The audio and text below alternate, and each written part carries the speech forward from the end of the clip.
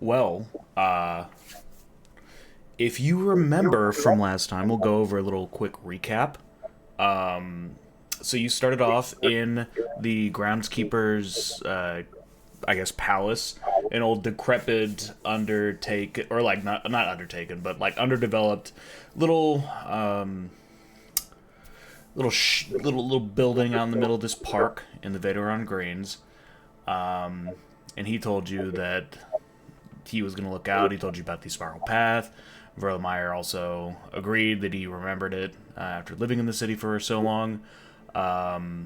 The groundskeeper sent out some mice, some rats to go check the grounds, and y'all went on your merry way to potentially eavesdrop or at least intervene on a meeting that was happening in the middle of the spiral path. Upon arriving in a very thick part of the woods in this section in the spiral path, Pyrite had Rosie go check out the area before entering, just being cautious. And y'all were able to see that there was somebody sitting up against a tree. Upon trying to sneak up, Roland was spotted and struck up a conversation with this person that was sitting by the tree. This person started speaking to Roland in Thieves' Cant. After a slip of the tongue and bombing very, very hard, Roland failed a deception check, couldn't talk his way out of catching ire from this person that was sitting in the middle of the woods, and decided to back away from the conversation.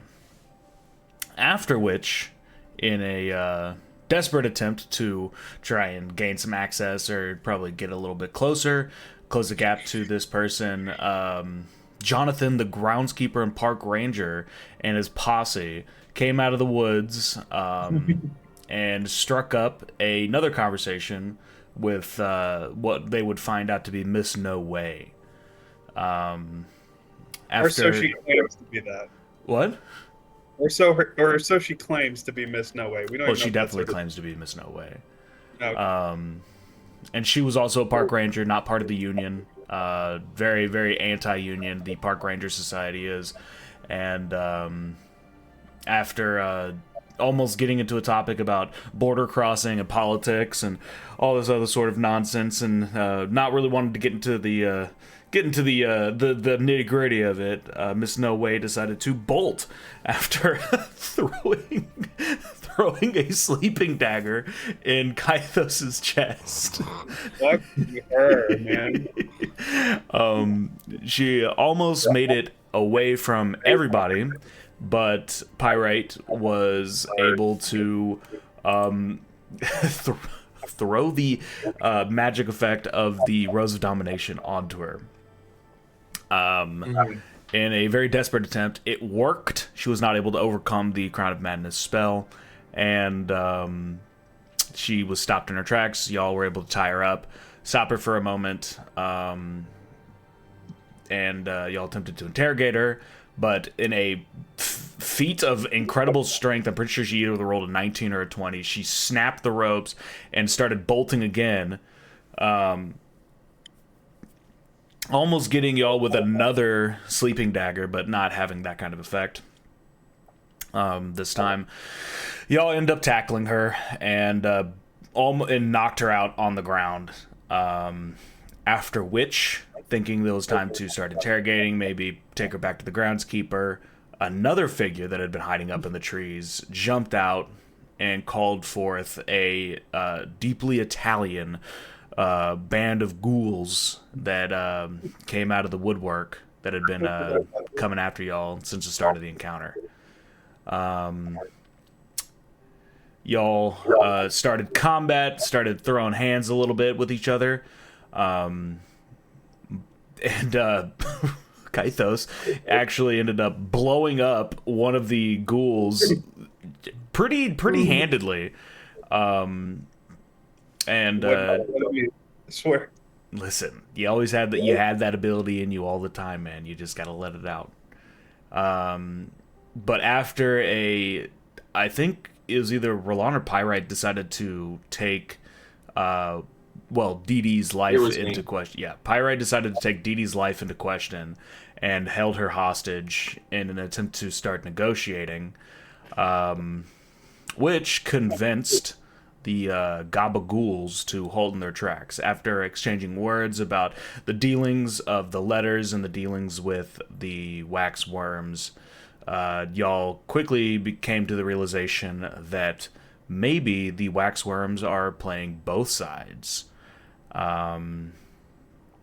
And they, since the head ghoul, the ghoul father himself, was very convinced that the worms were feeding them the information about the deals going on, and not actually partaking in them. But in order to confirm your story, you had to contact an outside source, a third party. And the first third party that came to mind was Chuck's favorite podcaster and blog writer, Halfgore the Gnome. So The well-known. the well-known gnome, yes, who has recipes, hates his fans, and fucks fish. Not in that order, but In whichever order pleases him. But y'all were conscripted by the Ghoul Father to take Chuck and Dee Dee along with y'all to Halfgore in an attempt to confirm the story. And so we left off. The full moon overhead shines bright light down upon this clearing. The Ghoul Father has left with his Gabagools, and you're left in this clearing with Dee Dee freed of her ropes. She rubs her wrists and looks to you, Roland. It's like, all right, if we're gonna be working together, can I at least have my knives back? Can I try to intuit how much I can trust her now that we've tried to kill her twice, sort of, and she escaped twice? Like, even though her bosses and the whole conversation happened, I want to see if she really means it, just from like me mugging her. Roll an insight check. It's not going to be that tough of an insight check, but just roll Okay. it. 18. An 18, yeah. pretty So you can tell that she's more, I guess, smarter than the two of Chuck and Dee Dee. She's not exactly untrustworthy, but you can tell that she has like a wit about her. If like it comes down to blows, like she's going to try and run, but she's loyal to the boss, so she's probably not going to do anything underhanded unless it's for her own self-preservation. we have similar goals at this time, I guess. Yeah. And the only reason she was running away and attempting to, like, you know, hit y'all and dash was to buy time for the Gabagools to show up. I'm gonna say I want to personally hand her knives, but as I go to do that, I want to say something to the effect of like, this is only going within waxworms' bodies, right? We all have a common interest here. I think the city would be better without them here. So yeah, here you go. Of course. That is something we can agree on. And she takes the knife, she puts them back in her pockets. She takes a vial out from her, like, satchel. She has, like, a little belt. She, like, thumbs a couple of them before settling on one and starts coating the daggers in them. And then tosses the empty bottle back behind her. She winks at you, Kaito. She's like, sorry. Are you putting some sleep powder on those ends there? That's littering. As a park ranger, we can't allow you to do that. You see as a mouse like runs out of the shadows and like picks up the bottle and runs away with it. Oh, You heard he that. must be Union. You say he's with the Union. He must be Union. Well, you know, I've heard mice are strictly they're actually part of a right to work sort of attitude. So you know. You know what, Miss No Way? The less I know, the better about you. Let's It's- just finish our job and let's Tame Impala. Yeah. Gazoon type. She looks at you, Kaithos, is like, you know, my name's not actually No Way, right? Yeah, it's DD Way. It's well, it's We- moniker. It's moniker. DD is, it's, you know, it's one word. DD Way, is that your name? No, it's just DD. It's just DD. DD, okay. And that over there, my unfortunate counterpart, she points to Chuck, who's like this like hunched over little goblin character. He's Yeah. like, that's filthy Chuck. He was part of the Union at one point and left because he wouldn't stop taking prolonged bathroom breaks. I already like Chuck. Yeah. Let me just say. Well, thanks. I already like him. I appreciate it. You and Halfgore are peas in a pod, aren't So you? we're ready to like, you know, go see Halfgore, right? Yeah. Wait, Yeah. And We know where he lives, right? I know where he He lives. gave us Oh, okay. Yeah. he gave us some direction a while ago. well, perfect. Kaithos, you're leading us then. Lead us to Halfgore's house. All right. Let me use one of my skills to guide us, hopefully in the right direction. Which guided is over random what? You know what I mean? Which Yeah, is what? it's a fucking perception. I don't know. I thought your you said ability you is- were gonna use. I thought you were gonna use guidance. Guidance, yeah, of course. But of course. That just gives you a plus D4 to a roll. Your That's power the to perceive. So I'm just rolling Just- a d20. No, and then- roll a D20, add a D4, and this is a history check. Okay. So a d20 and You seem to be thinking pretty hard over there, Kaithos. Are you okay? history's a 0. So Hey, don't interrupt us. I'm thinking. Don't talk. To me. I got a 9. Roll a D4. Yeah. No, I did the 20. I did the 20 and the 4 in one roll. Dirty Chuck or Filthy Chuck is going to give you the help action because he actually knows where it is, Thanks, so you have Chuck. advantage. Wait. All right. You know it's in the market district, right?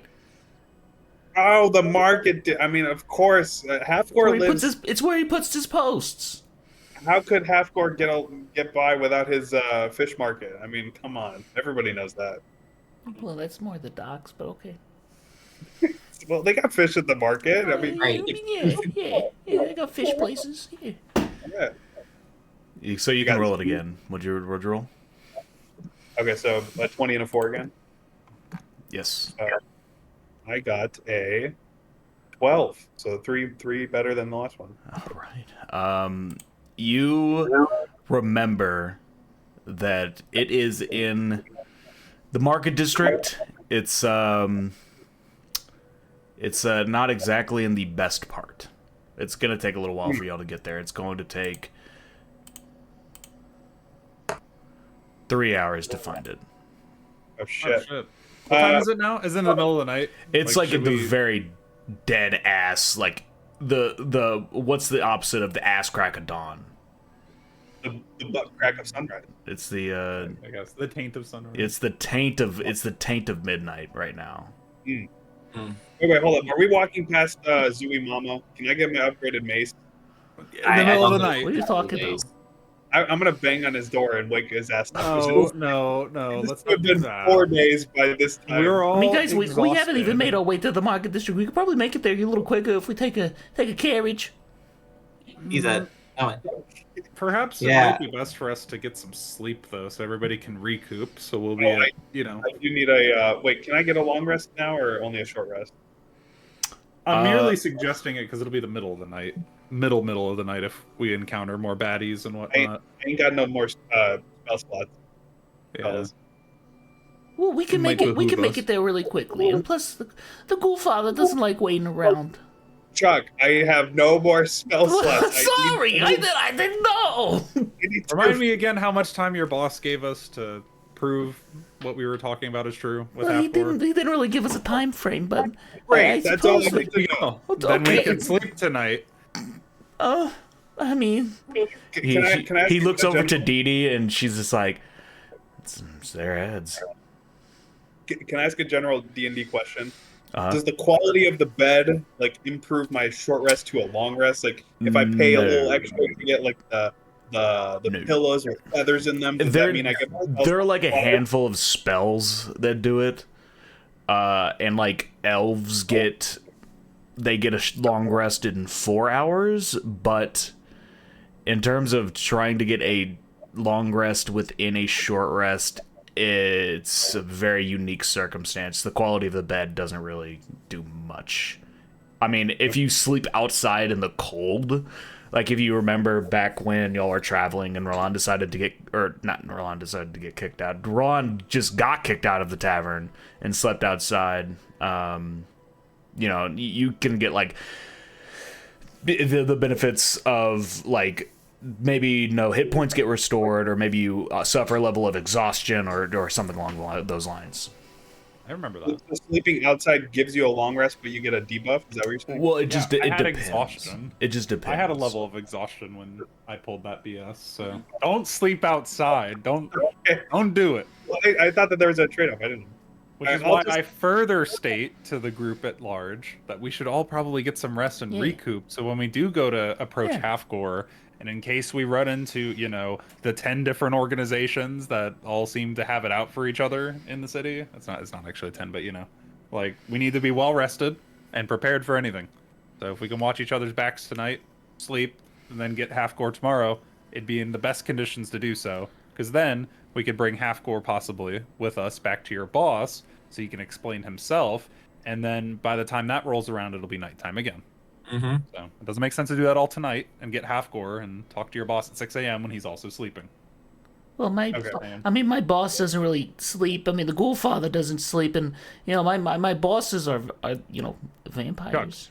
That's your name, right? Yeah, Do you sleep? yeah. But I slept. All I right. slept like a little while ago. I'm more of a night owl, if you ask me. Well, I want sleep. All in favor of getting sleep tonight? Say aye. Yeah. Aye. You can just tell your boss if he has any problems that we would have been more rested if we hadn't had to deal with thralls. Well, I mean, when you're dealing with vampires, you kind of deal with thralls. It's kind of a package deal.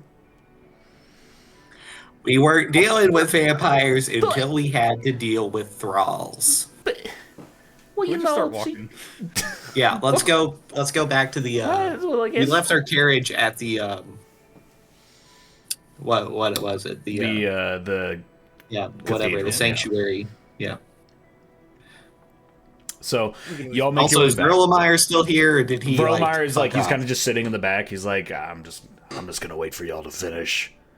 Okay.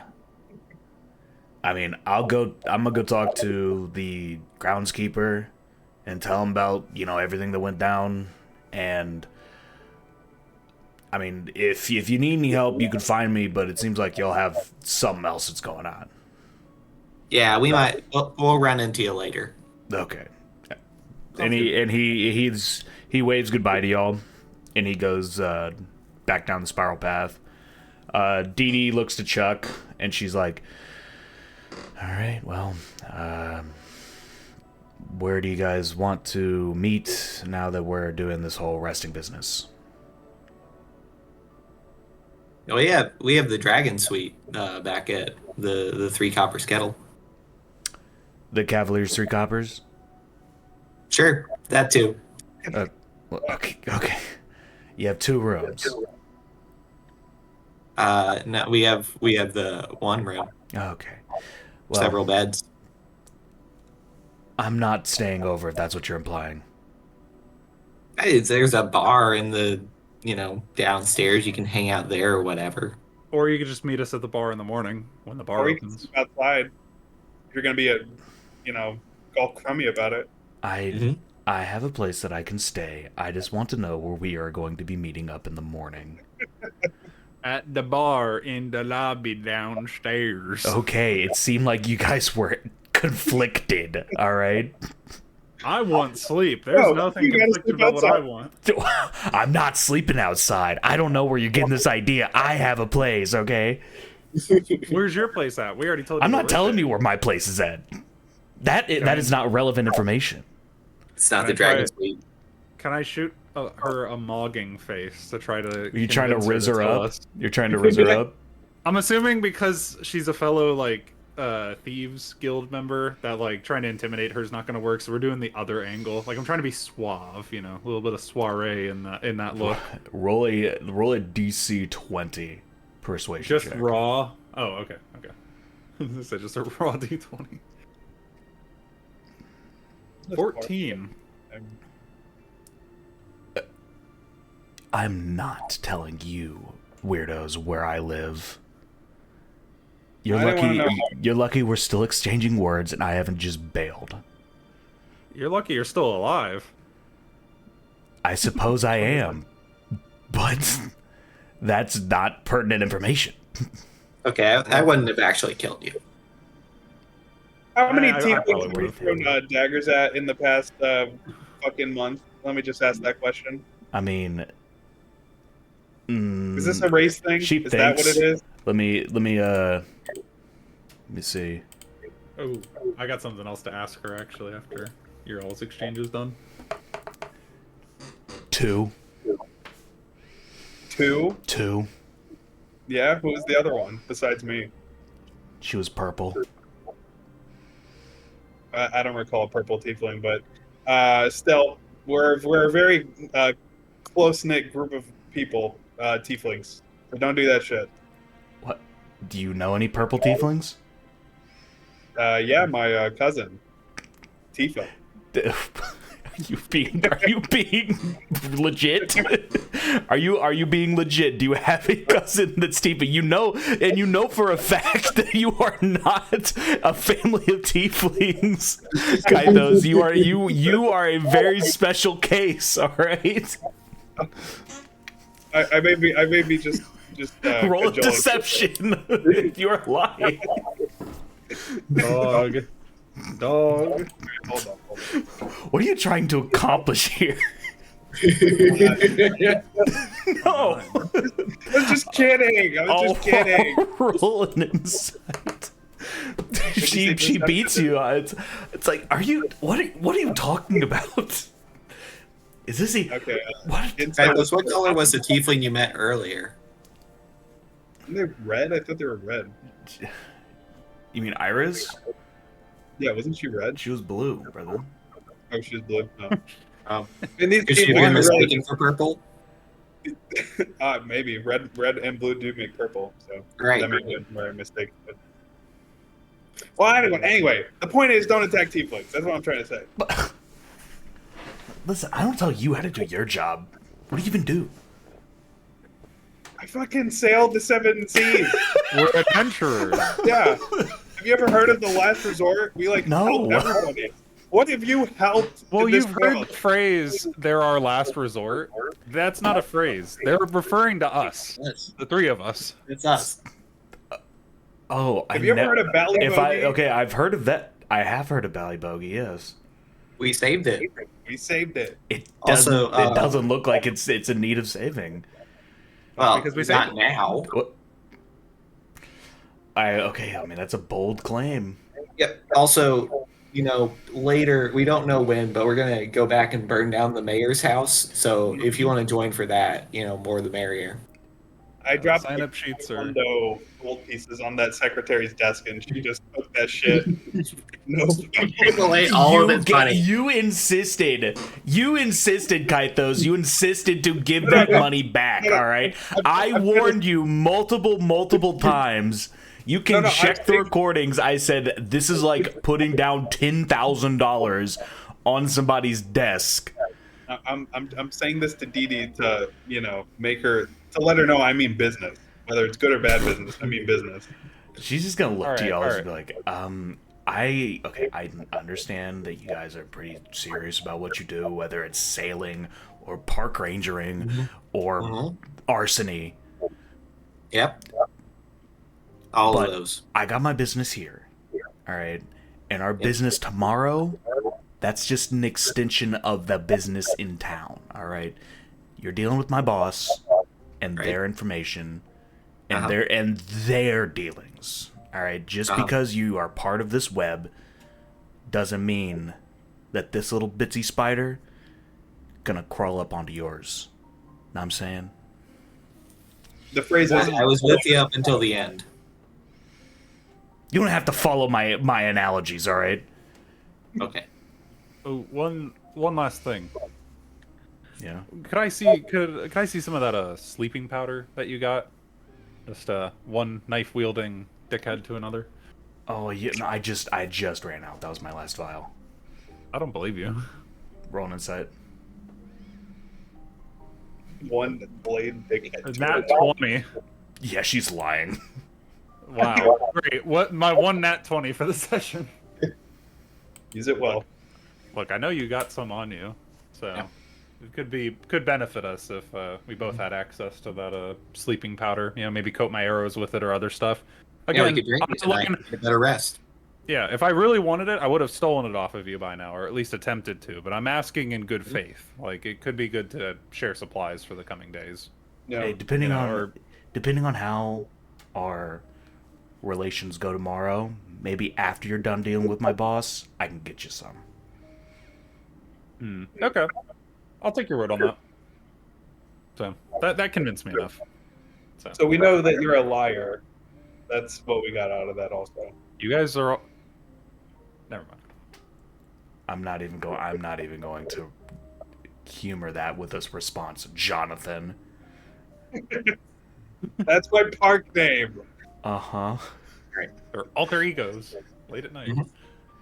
Anyways, we should be heading back. Yeah, we should be good. Chuck, do you have a place to stay? Are you coming with us? Yeah, I kind of just, find places, kind of break into places and sleep on the ground. Well, you can stay with us if you want. Right. Really? Yeah. You don't have to break in. You don't do. have to break. You do that for old filthy Chuck? I would say I don't know how your boss treats you, but we got extra beds, and Yep. you know we. By the time that we're through with you, you are going to be clean, Charles. Yeah. Uh, We want to build some good rapport with you before we get to half. Roll a Constitution check. I was gonna say, don't touch All- my shit, and we'll be fine. All three of y'all. Constitution. As Filthy Chuck walks up to y'all. Yeah. What is Constitution? not a saving throw, just a check. Yeah. Dirty 20. On my Okay. end. 11. Okay.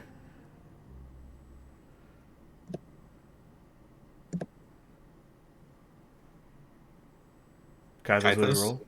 I got 11. Okay. So, you guys, as he walks up, Rulon, you're able to kind of like push a lot of this stuff down because of your like hardy dwarven heritage. And you I'm think, used to prison stench. yeah, prison stench, but you all recognize the very strong scent that was present in the Pit Eye cave back in Sandside. This is a very strong odor of goblin piss Oh, and cave rank. And it hits y'all like a truck. You are able to keep your food down. Whatever was the last thing that you ate, you're able to keep it down, but Filthy Chuck smells like piss. now, Chuck, I will say, because I didn't catch a Yeah. whiff of you until you got close to us. Yeah. I'm gonna keep it real. Uh-huh. I'm gonna keep it frank with you. keep, You're allowed keep to it stay frank. with us. Yeah.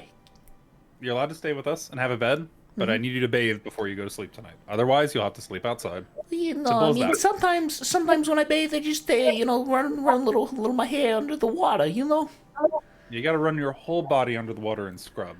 Wash your ass. scrub with And like, no Don Dish, though. you want We know that trick. It doesn't Again, work. Come on. We are offering Come you on. a free Don full works night's just as rest. well. All right, it cuts through grease, right? It does not work. Full It does night's not. I rest. can Fine. speak from experience. It doesn't work. No, You it's want to fine. go jump in the water over there? Wherever, like a little bit behind us, like you're more than welcome to do that. I just need you not smelling You like want me to that. jump for in when we this go to bed cold tonight. lake? Wait, I just need you to bathe yourself. Don't take any offense to it, because we can. I'd like for you to stay with us tonight, but it's just the dank, rank rephrase stank. what Roland is saying. If you don't bathe, you're sleeping outside. That's what we're telling you. oh, Oh, okay. I guess I can jump into the river. Just make sure to scrub too. It's important. Okay. I'll scrub. All right, we'll wait. We'll hang And he kind of tight like hangs his head down and he picks up a pine cone off the ground. And he starts making his way down the path. All right, well, there you go. No, I mean, ones are loot. is bathing a hard ask? I don't think so. Well, so you guys make your way. So what is there anything else you want to do here? I wonder if that lackey I blew up knew how to shower. What, the ghoul? You can probably intuit that the ghoul would have lacked the kind of facilities. Hygiene. Yeah, the facilities to bathe. Okay. They are rotting after all. So you Yeah, guys no, make I don't think there's anything else I got to do in Alright. park then. so you guys make your way. I stare outside at the night sky and think about Professor Zooey Mama and my mace that's upgrading. Allegedly.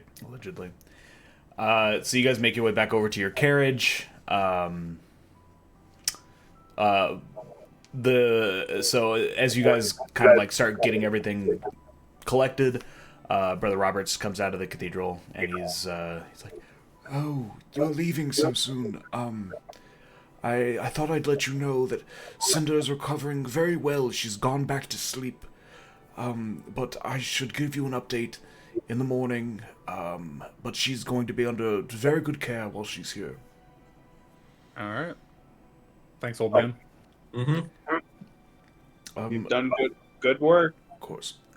Yep. And as you guys are loading up into the carriage, out of kind of like down the street, like on kind of like running like a gorilla runs is Chuck. He's like really low to the ground, and he's like, Like, yeah, guys, okay, I'm good, right? and each of y'all roll a perception check. Is he naked Yeah. right now? 21. Damn, I'm really Holy really shit. trying to help him bathe. Ocho. 13. All right, so Roland, you can very, very clearly see that he had just dunked his head into the water, and it looks like his hair is a little bit wet. Like his hair is like it's kind of like a bleached blonde that sits on top of his head that's usually combed back, and it's kind of like lying down into his face. Like he's like so to describe Chuck a little bit more, he's like a little orange with like brown spotted goblin, and he has like bleach blonde hair. And you can see that it's just like lying in a kind of like a mess on top of his head, but he is that's the only part that he's he's wet. Now, Chuck, I've been Yeah. in many a prisons in my time Uh-huh. and smelled some stank ass motherfuckers. Yeah, I'm not sure. And I'm gonna say it a little bit not so nice this time. If you don't go actually bathe in the river, you're not staying at our place tonight. Is it too much of an ask just to wash your entire body? I know it's cold, but trust me, we want you in the best condition possible for tomorrow. And we won't be able to sleep well if we have to smell your stank ass. Okay, I guess I'll do it for real this time. We have to watch you Twist do my it. arm, why don't you? Can we trust that you'll wash your body this time? Yeah, you can trust me. Yeah. And he kind of like crawls up to the brother Roberts, who like immediately holds his mouth shut like he's about to puke. He's like, oh, what a pleasant visit. Now, Chuck, I'm gonna need you to do more than just dunk your whole body in the water. I need you to do that and scrub away the stank. Is this filthy You read creature? me. You understand what I'm saying. Did you guys summon a shit elemental? Pardon my language, but oh my god. No, he's a friend we made in the park. Yeah, I'm don't gonna worry. get the orderlies to get some perfume. And, I and actually brother, would be much brother Roberts like appreciated. runs back into the cathedral. And he returns like moments later. The orderlies they have like cloths like wrapped around their faces, and he does as well. And they take like 2 buckets that are filled with oil, one filled with oil and one filled with water. Like the first one hits them, and you get like the strong scent of like like anointing oil that's like scented. It has like florals and other bits of like mineral oils in it, and then immediately after is like the water that washes it off. And brother Roberts like takes a giant like a rod that has like a rag tied to the end of it and just like starts hitting the filthy Chuck with it. Like, be gone, be gone, be gone! Stink be gone, stink be gone, stink be gone! I'm taking Does this count as bathing, or does he still have to go in the river?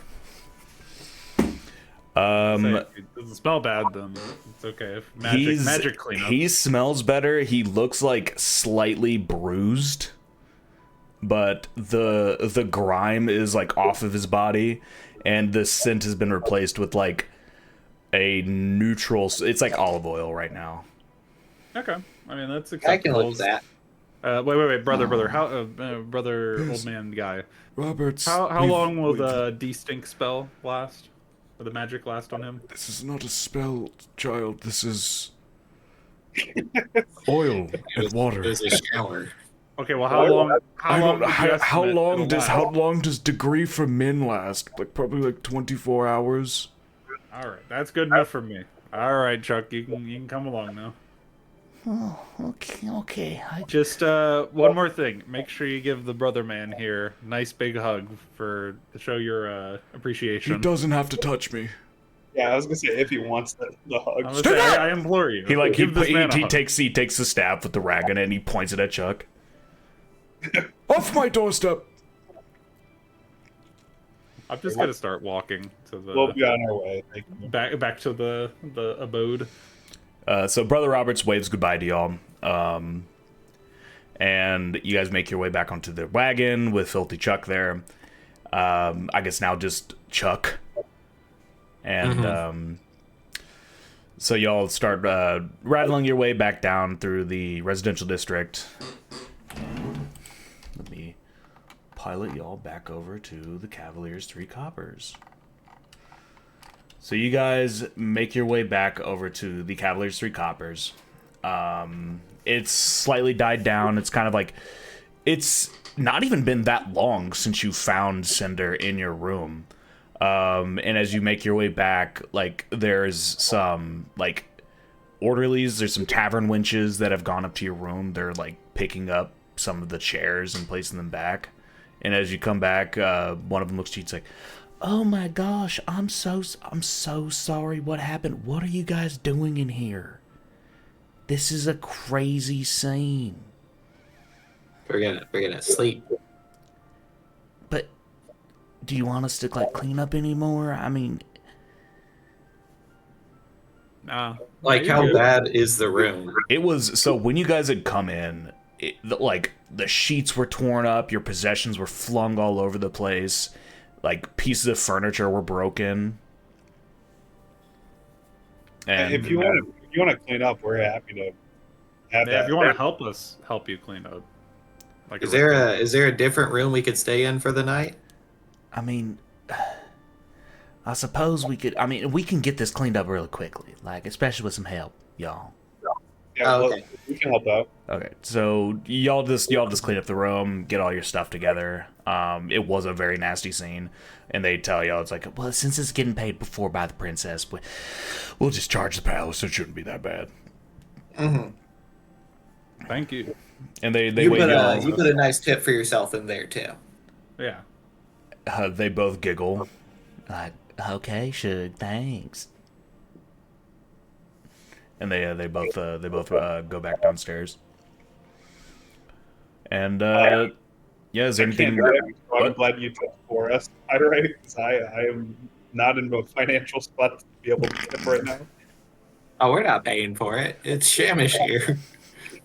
Oh yeah, I mean that's fair. I mean, we saved her life. I think, that's the least she can do. Yeah. So y'all are y'all done for the day? You want to kind of just like do a long rest and that's it? Yeah, I You think know. we'll look at Chuck and be like, okay, so we were attacked by probably the waxworms earlier, so you have to stay asleep, and if they show up, you fight them off. Wait, you sure gotta do that? I'm not really much of a, a fighter per se. I'm kind of just a fella, you know. Yeah, We're all so just you better hope fellas they here. don't come back. Yeah. Oh, okay. And he's gonna very tentatively like crawl into like a bed that's as far away from the door as possible. I'm going to bed. Yep. Yeah, Chuck, you'd be lookout. We're gonna sleep. You want me to look out the whole night? Am I supposed to sleep? No, you said you slept earlier. Oh yeah, yeah. I guess I could sleep on like the carriage ride over to Halfgore's house or something. But yeah, You and Halfcore are gonna get along just great. yeah, you think so? You think you like me? Yeah, you guys are very similar. Oh, Yeah. oh, I can't believe it. I'm gonna have it Contain your inside excitement. Halfcore. Oh, And he's gonna get up out of bed and like he's gonna like begin jumping on it. I'm gonna meet him. I'm gonna meet him. I'm gonna meet him. I'm gonna meet him. Will you climb up? I throw a wad of rope at him. Oh, It like knocks him off the bed. You hear a loud thud as he cracks his little goblin head on the ground. Damn, bro. I'm just trying to sleep over here. But yeah, is there anything else y'all want to do? Chuck will keep watch. No, I'm good. Do I get one spell slot on a short rest at least? You will on a short rest. You get no spell slots. You get your channel divinity back. Okay. But y'all are doing a long rest, correct? Yes. Okay. Yeah. All right, go ahead. Oh, long rest. Yeah, go ahead and punch in that you're doing a long rest. Then I do Yeah. get my spell slots. Yeah, I mean that was why we had to come all the way back here because we were like, we had to reset everything. So yeah, if y'all are all But- good, y'all have pleasant little dreams. Ron, you think of your time back in prison, probably in this prison with dealing about the letters. You remember them talking about, just like the deep seedy meetings that they'd have. Never thinking that it would come down to you like sleeping in the same room as one of their informants being Filthy Chuck. Maybe you had overhyped them in your head. Perhaps. Kythos, you think of purple tieflings and your Yeah, family of very normal humans. I think of the 2 copper pieces in my pocket, and that holy shit, Pyrite is such a nice guy to not charge me inflation or interest on my loan to him. Pyrite, you dream of charging inflation. Interest on them. Like you math it out in your head, you'd probably be up to like 10 silver pieces at this point. Mm-hmm. And yeah, so y'all complete your long rest. The light peeks through the blinds of the little curtains that are drawn in the dragon's suite. It's warm. The fire is like slowly dying out. You hear like the kitchen downstairs rattling plates as they start to get their day up. You smell the crackling butter and eggs on the skillets and bowls of porridge being made right downstairs. Yummy. Iris was not at this place, right? She was at a different spot. Iris was at Fiona's Fine Flowers. Okay. Cool. I hope she's doing well. Mm-hmm. At some point, we do need to like go back and talk to Oglar and get him to agree not to let the deal with the waxworms go through. But yeah, we do have the letters who are probably going to kill us if we don't get our stuff done first. So very true. Exactly. All right, let's meet up with Dee Dee. mm-hmm. Dumb dude. Ed. Yeah, I don't actually know what Dee Dee stands for. I think it's actually just her name. Could be a nickname. It's first name D, last name D, right? No way. It's just Dee Dee. Kind of like how someone's just named Dagger Grog or something. It's not Grog Stevens. It's just Grog. Can I Dagger. roll to see how irritating Chuck being a goblin is to me? Roll paranoia. Was that just a regular d20? What's your paranoia modifier? Is that a thing? No. Roll a I guess it would be just a straight wisdom roll. Whiz. Damn, high rolls, 19. So I guess that's good. Like, Yeah, I'm no, not... he's like, that he's like ex-union, so he's not like part of the union goblins that you've dealt with before. I see now. Okay. He gets a pass. I just continue to take Chuck under my wing. He gets a pass, huh? Yep. One of the good goblins.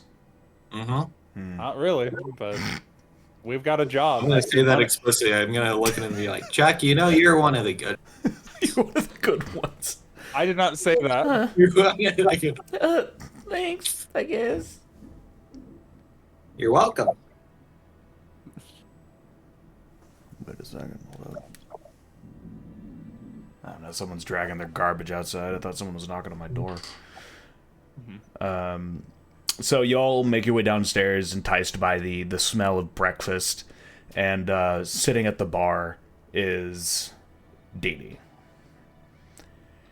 And she's like kind of like sitting with her back up against the bar. She has like a mug of coffee in her hand, and a half-eaten plate of eggs and fried tomatoes. Yummy. And she looks to y'all and she's just like, good morning, I suppose. Good morning, sweet cheeks. Good morning, DD Way. Yo, what's up? How you doing? Mm-hmm. Well, I didn't expect it to take this long, but since We y'all need our were beauty sleep. since y'all were very dead set on Well, making me wait, I suppose I had to do so in style. And she like she's like wearing like just like common clothes. It's not like what she was wearing last night, which was like black leather, very much so, stealthing on the job kind of clothes. She's wearing just like a regular yellow tunic bound with a sash and a dress skirt, that like a woolen brown skirt that goes down to her ankles. You look dashing. mm-hmm. She You look ready to does- meet half-board. She does not respond. She just takes a big long sip of her coffee. If we kept you waiting so long, you ready to go? I was ready to go last night, so let's just get to it. And she All right. she bottoms up the coffee and just slams it on the table. You gonna You finish noticed that? that She's like Ramon, and the bartender, the Dragonborn bartender, turns around. Put it on the tab. You got a tab. On the coffee? It's for Damn. it's for business. Whatever. The business. Hey, Dee Dee, did you notice something about Chuck? Something different? Something more pleasant? She looks at Chuck and she's like, she squints. Like, oh my god. Oh my. Did they? Are you now seeing what the last resort can do? Mm-hmm. I mean, you're at least some sort of level of miracle workers. We do a little bit of everything. Mm-hmm. How about that sleep powder? We're not I know I done mentioned doing last business. Could you just let it be? Damn, you're persistent. Yeah, Verlon, we already slept. We don't need it. No, we could use it in combat. I'd like to cover my arrows I'm and my going to knives with it, sleep just in case. combat. No. It's not for me. It's for the waxworms we're going to encounter, surely, on the way to Halfgore. I don't think they're gonna want to go to sleep in combat either. Yeah, I didn't pack it with me today. I just assumed that, you might want to provide resources to supposed miracle workers, as you've just called us.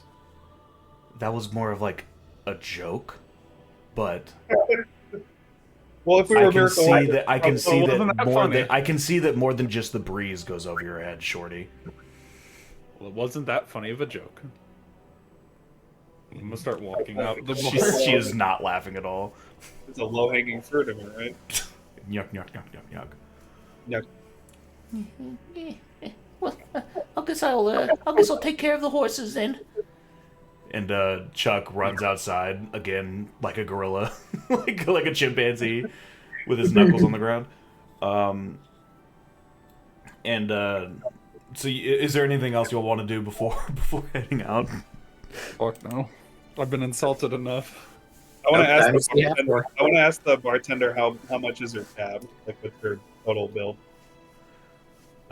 Ramon turns around. He's this like yellow dragonborn, and he's like, "It is not part of my business to be discussing the financial matters of people that die, especially those of her business." Well, could you at least just say if she owes a lot of money to you guys or no? I think I overheard you talking about the debt, correct? Last time you were in? I'm walking away. I'm not getting more debt. Fuck this. I'm already so close to paying this shit off. Then fine. That word. Tread lightly. I'm high-fiving Ramon as I walk out. He high fives you back. I'm like, you and me, we're businessmen. We get it. You know, goblins are to, like, in terms of the scary thing, as like debt is to me, basically. Like for Roland goblins, it's me. It's just a debt. Yeah, in your ride over to the market district, you drive past like 5 banks. The bank tellers, like when you drive past, they let their nose go in the air immediately and they're like, I smell 2 copper pizzas. "What's that out there? Is that the smell of a desperation?" You know what? The working class of society is the backbone of our nation. I thought you were anti-union. Well, I do what I need to do to serve my nation. Except get a job and pay off your debt, huh? I am trying to find work that pays. I am just along the ride here hoping for a pay.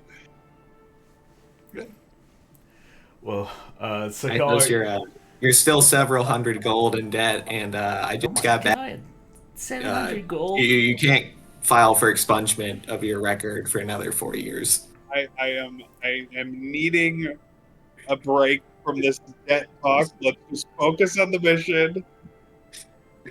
Dee looks over and it's like, "Yeah, Jesus, like I'm gainfully employed, and that would take a long time for me to pay off. If you don't mind me saying, you're." Ooh. Roland, how She you like doing? puts her hand on your shoulder. It's like, "I'm sorry." Don't touch me. I'm staying out of this one. I'm staying out of this one. I just stew to myself in the carriage. One of the bank tellers comes outside, and he's like, it's like a balding like fatter like cow person, and he's like, smells like,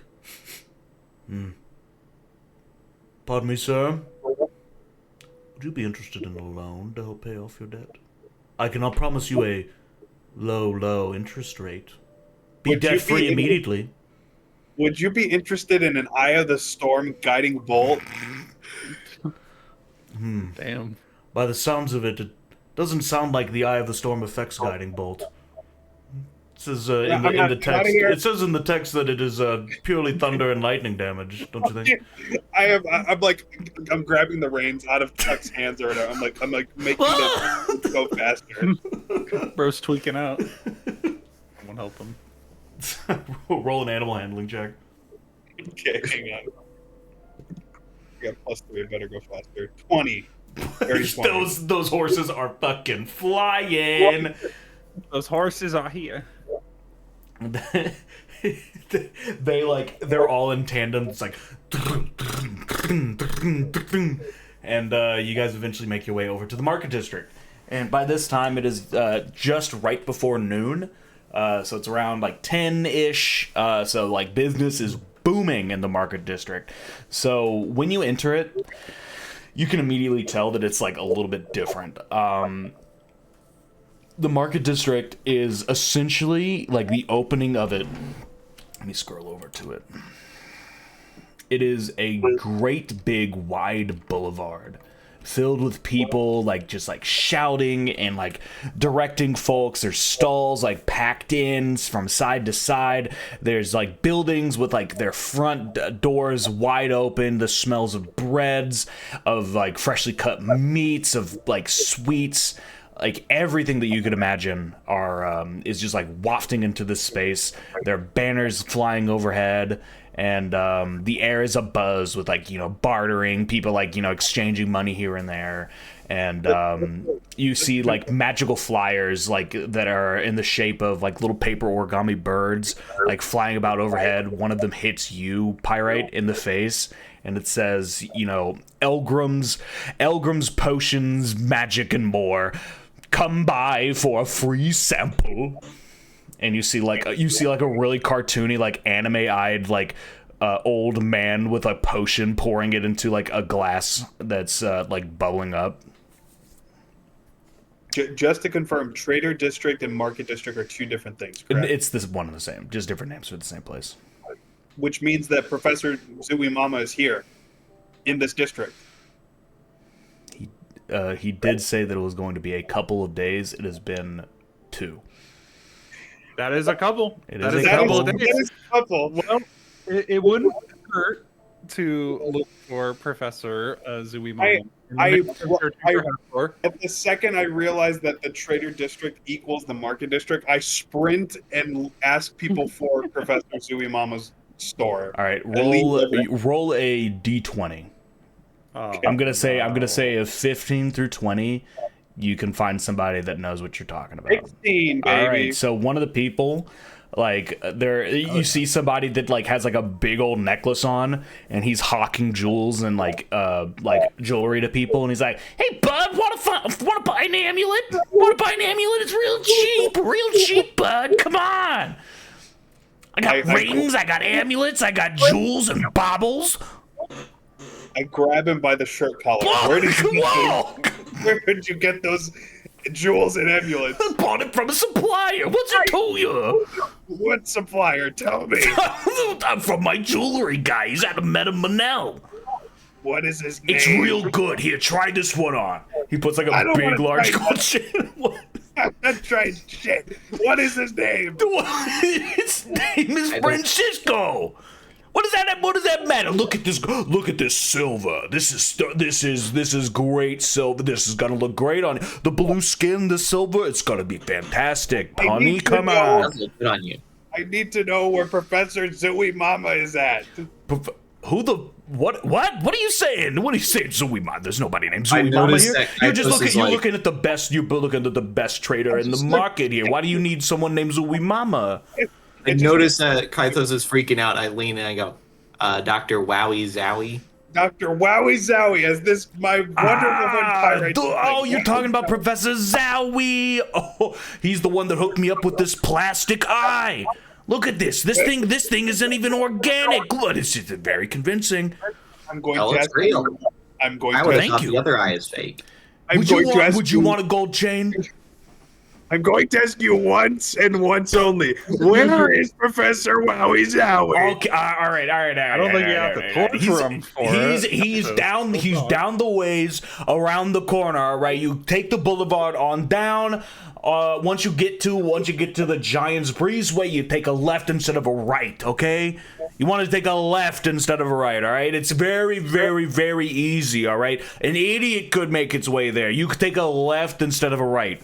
Can I Can I unhand before her collar and sprint. He falls to the ground. Can I try to like map out the directions in my head to see if he's trying to lead us down an alleyway to get robbed? Because that's something I would think. Roll of. an insight check. I hope I don't. Oh, a nat 20. He's telling the truth. Oh, that's it. Just straight up the truth. Whatever. Fine. Yes. Congratulations, Kaitos. You got it out of him. Let's go. I keep running. You, down where- the one that's looking at me. Do you want a gold chain? You talking to me? I'm talking to you. I'm talking to the person whose neck is severely unadorned, and he puts his hand in his face.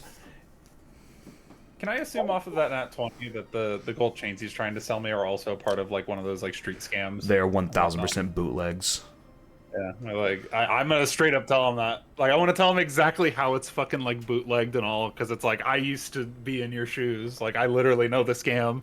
Like, I know the fucking everything with this. Get out of my face. I used to be in your shoes. I used to be the boots in your legs. Oh, the legs in your boots. Fuck, I messed it up. I used to be But look, they look so nice. Come on, even for a bootleg. Okay, discount. All right, I'll sell it at cost. You'll give it 5 to me copper. for free, or you'll walk away. 5 copper. With, 5 copper? No. Instead of the normal 1 gold, 5 copper. It's a How about fine you necklace. pay me It's a finely constructed you in the necklace. face. I'll say it again. Whoa! What's with the assault, bud? What? He starts raising his voice. What's the assault? I'm being accosted? I'm just gonna start walking away from him, completely ignoring him. And he looks to you, Kaitos, and he's like, you could go for a gold necklace. Right? I have business to attend to. Alright, Fuck off. fine. Fuck all of you. Fuck you. And he goes. He goes out. He goes down like another part of the street and starts hassling some other person. So y'all make your way down the boulevard a little bit more, and you reach the end right before it turns into a large covered building, and you guys decide to take a left instead of a right, and you're led to this small covered wagon right here. I'm gonna just say that's a covered wagon. Okay. And you see that still setting up is a very familiar looking clockwork horse standing kind of like jittering its head back and forth, and a closed down but like a well painted like vision or like image of this advertisement. Like, you know how old, I guess, like wagon merchants back in like the Western times would have, like, you know, it's like the Dr. Deliciousness, oil and more. It's like that, but it's, you know, Dr. Wowie Zowie's, and I think it's Magical Menagerie or something like that. It's all closed up though, but you see the carriage walking by. Wowie Zowie Mechanics and More. There we go. And he's not there at the stall? Why don't you go take a look? You gotta remember, we haven't dealt with the Sons of the Machine yet, so we have nothing to return to him. Oh, I mean, we found some of their victims. We can say they're still out and about. Yeah. Well, we We're can working on update it. him on our progress. Be like, we're still working on it. Right. Good point, Pyrite. It's a work in progress, right? It's a work in progress. You brought me into. We have no updates, but it is a work in progress. We didn't forget. I feel like what's his name, Barbarossa from the Pirates of the Caribbean is like, I'm busy at the moment. I'm kind of busy at the moment. So I'm gonna just scan the stall, see if he's there. He's just hanging out. So you can hear that there is like a clattering going on inside of the wagon. It's still closed up, but there's some noise going on inside of it. I bang on the outside of the wagon. Excuse me. Can't you see that the sign says we are closed? I know you're closed. I'm a little but bit busy at the moment, so please return at a different date. I like bang even harder. I'm not leaving until we have a chat, sir. and like a small like portcullis like opens up on the side of the wagon, and like a little like electrical rod goes and like starts poking out of it. Like, back, get back! Ravenous being, ravenous! Do you recognize my voice by chance? And the poking stops for a second. It's like, wait a second. And he opens up a smaller window underneath the portcullis. Sticks his, you see like the Professor Wowie's out, like this young gnomish like face with like the glasses that have like 2-3 magnifying like lenses on it. Pokes his head out and he kind of like squints at you. It's like, oh, the traveling fellows that helped me on the road. That we are, the last resort. And my name is Kythos, in case you forgot. I have a quick question about my order. Ah, yes, the commission, the electric mace. Yes, I'm still in the process of working on it. Yes, I'm still in the process of working on it. It is quite a challenge. I'm not used to working on such mundane items. A mace, well, it is like a block of iron, and trying to put something enchanted in it is kind of like trying to, how do you say, smash two rocks together in order to make a fine piece of art. Well, here's what's going to happen, Professor. Either you're going to get it done today, or I'm going to get the money back that I paid for this project. But Kythos, if I may provide counsel, you shouldn't be threatening the merchant that was so gracious to not only give us these products but also send us on a side quest. I don't understand the hostility. Just coming from a guy who's threatened a lot of people. I don't know if this is the best play here. All right. Yeah, just spend some more time focusing on your debt, and you know that's fun in itself, and then you'll get your mace later. What he said. I apologize for acting so rash. I just really need the mace and/or the money, and I'm sorry. I understand. I greatly understand, sir. And that is why I'm working at it post-haste. I have definitely not put it on the back burner. Can I just ask, like, what's your project timetable right now? Like, what order in line am I in terms of priority? You are a top 5. Not top 1? You are top 6! My apologies, I forgot about that one fellow who needed a prosthetic knee! I want to whisper to him again. All right, I will come back another time. No, wait, Kythos. My good boy. I can get this done for you, possibly by this afternoon, or maybe even this evening. Really? But I assure you that the next time you see me, as long as you don't do a full 180 and then right back around to me, it will be done. Goodbye. Professor Wowie, if I may interject. Yes, interject away. I'm fond of doing it. We're still in the process of finding and dealing with the Sons of the Machine. The reason why Kythos is so adamant about getting that electric mace is because he wants to be as well prepared as possible for dealing with them. Oh, and, yes, I'm sure a weapon of mass destruction, especially one of my quality, would be useful anywhere. I don't doubt that, but it does take time. It does take time. That's fair. I could have sworn that 4 days have passed since the last time we saw each other. It has been 2.5. Maybe my time is off, I guess. I would just highly encourage you, as he was suggesting, as Kythos was suggesting. Takes time, my good boy. Encouragement does nothing to stop or halt or speed up the flow of time, my good boy. Professor, can I ask you a question? If all 3 of us help in making this mace, will that speed it up as to like being done in 10 minutes? In fact, no. Has any of you made anything ever? I mean, I can learn, but I can't make macaroni art. You can make so you can play with glue. Interesting, fella. Interesting. Well, should you use glue in your machinations? No, I use complex magics, welding and heat and then channeling different sorts of materials and pushing it into other mundane materials. Quite an art. I control No glue the at weather. all. Isn't that like Never close once. to- Sometimes glue. Okay. Sometimes Well, you know. magical glue from unicorn horns. All right. Wowie while we got your attention, I got a Yes. little bit of spending money. You have half of my attention. Sorry, I'm still busy at the moment painting one of my signs. You got anything for sale?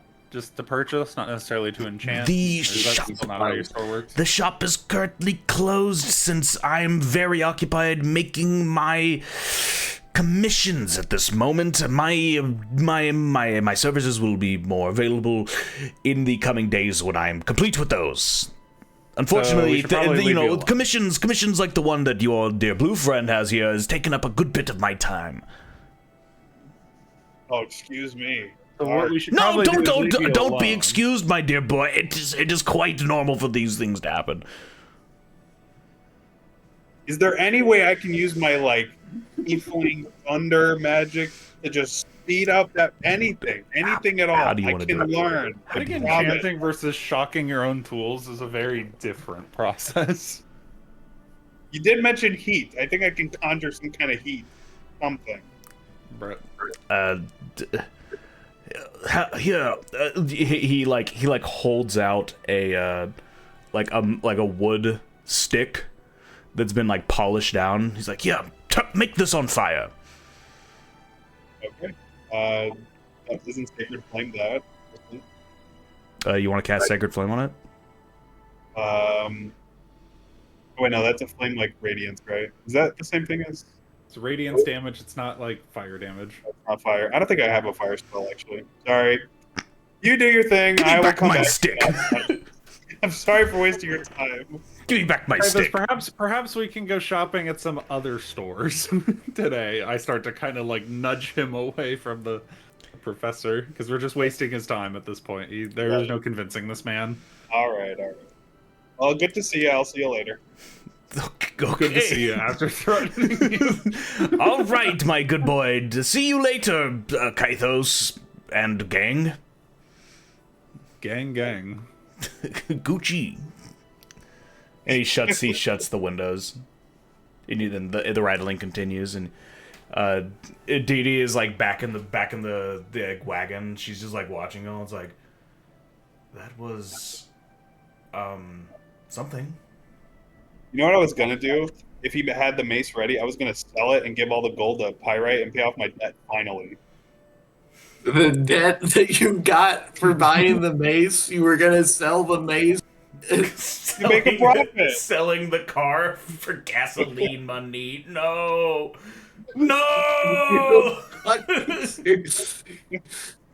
I would falling not for it. He's accept falling the for it. money if you did that. I would be like, why are you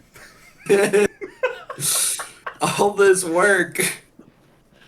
It's okay. It's okay. He didn't put 1,000 gold on the desk of a fucking secretary That's that is true. now living like Larry. I remember that. We pirate folk aren't the best with finances. Do we, on the pathway to finding Halfgore, see any interesting shops that a gentleman named Roland, who has exactly 296 gold, 9 silver, and 4 copper, would actually be able to buy something in? What are you despite looking for? Kythos? What are you looking for? It's been long enough. I don't remember the. See a pastry shop. What was Pastry chef. the- He has like a big bulbous belly. Walks out. May I interest you in a little bit of croissants? No, thank you. about At the moment. beignets? I'm still looking around.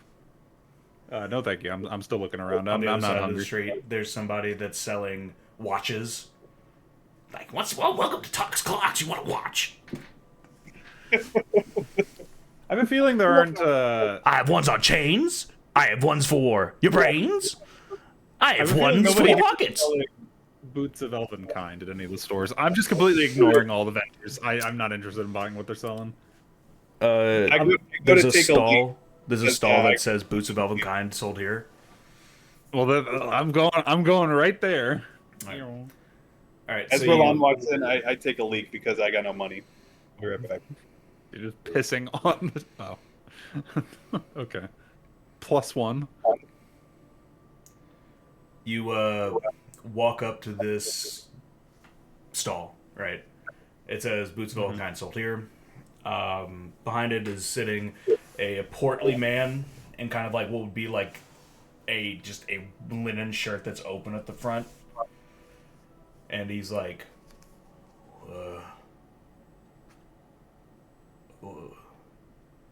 what's up? I saw your sign, fine sir. Boots of Elven Kind. That is exactly what I'm looking for. Looking for some boots of elven. Okay, I have that right here. And he leans forward,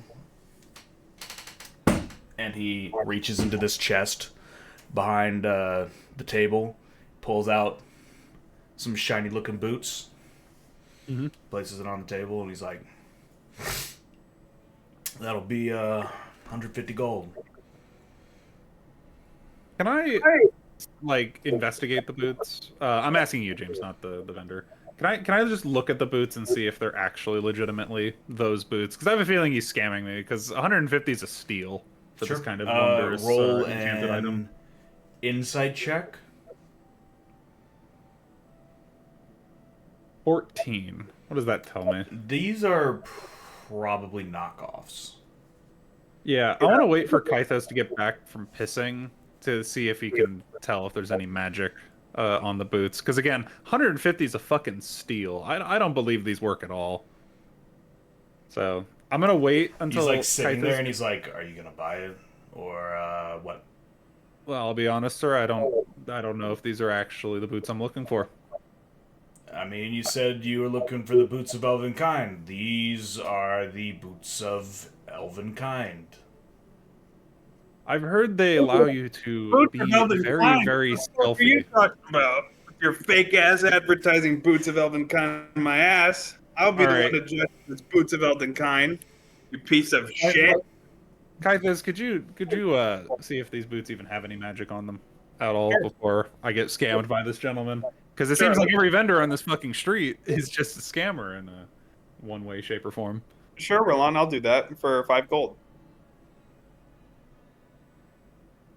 I'm kidding. I'll do it for free. All right. The guy kind of ahead. like leans back in his chair, and he's like, mm-hmm. Go ahead, check away. All right, I'm gonna do a, I guess, magic check or arcana Yeah, make check. an Arcana check. Well, it was gonna be 16, but it is actually a 6. As far as you can tell. I mean, yeah, these are magical. They look magic to me, Roland. Hmm. I think you didn't pay for my services, if that's what you're thinking.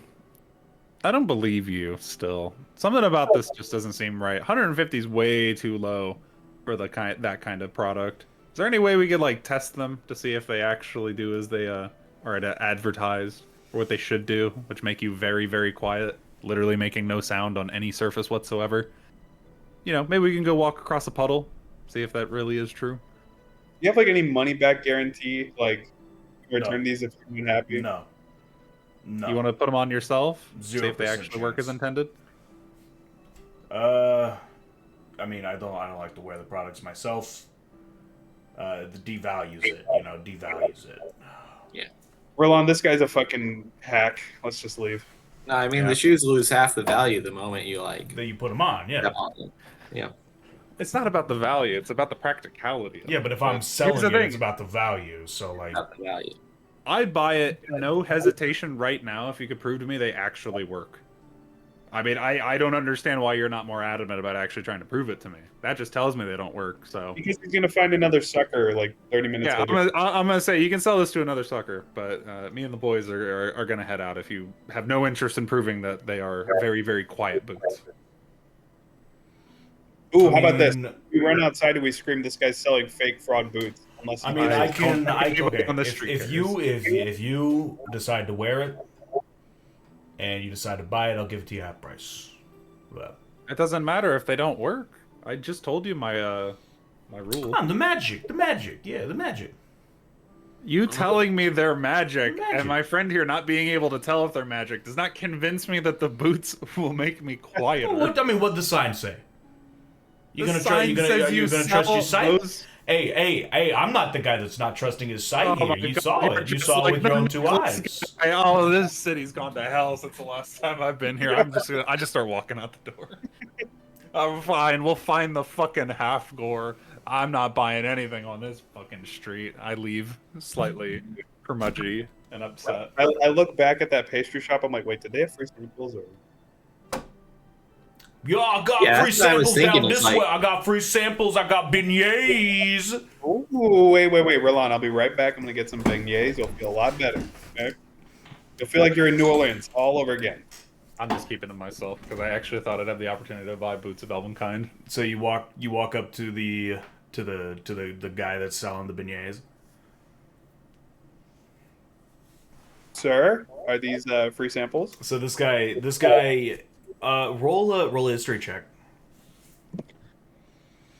Like a family recipe or something? 13. So this guy is kind of familiar. He's a big Wait a minute. pot-bellied pig Oh my man. gosh, it's the guy from Sandside. It's oh shoot, what's his Pie name? vendors? No. No, the guy who was running the who gave us all of the crab All, puffs. all I see in the chat history for the word Sandside is Colin posting fattest Sandside shit. Shrek bathroom gift. Hoover. You're thinking of Hoover. Hoover. Yes. Is this Hoover? He looks a little bit like him. Hoover, is that you? And when you say Hoover, he's like, who you Hoover? Who you Hoovering over here? My name is Dover. Oh, I'm hoovering my favorite beignet pastry cooker. But wait a second. You know Hoover? I know Hoover. Do you know Hoover? Hoover's my cousin. You know my cousin? We know Hoover. Oh my God, Sandside. He took the Oh fattest my goodness Sandside gracious. beignets. I never thought that I would meet somebody who's met Hoover on this side of the way. Sandside's so far away. Usually people don't make their way down over to Tomato right now. Well, the last resort, we get around. Let me just say that. You know what? I think in the last little correspondence I got from Hoover, he was talking to us about something like y'all. Yeah, he helped he said with the Sandside's goblin putting up. problem. Yeah, he said Sandside's putting up a kindergarten in honor of y'all. That is wonderful news. Hey, we got a quick question about one of the vendors nearby, like one of your coworkers. This guy's selling some magic boots, and I really couldn't get a read on them. And Roland was just like, "I ain't buying this stuff," and he's like, "Oh, read the sign. It says magic boots." Do you know anything about this kind of? I'm gonna sell you 150 gold shoes business. You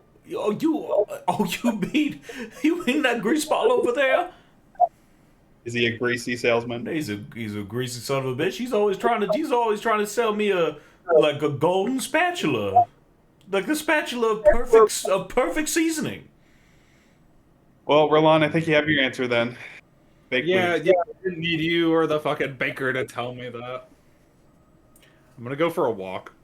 Let's see if I can spot Half-Gore in the crowd so I can beat the living shit out of him if I see him. Well- No, we need him. Well, if we're ever in Sandside again, Oh, we'll God, Jesus, walk stop! I'm not. That's only if I see him.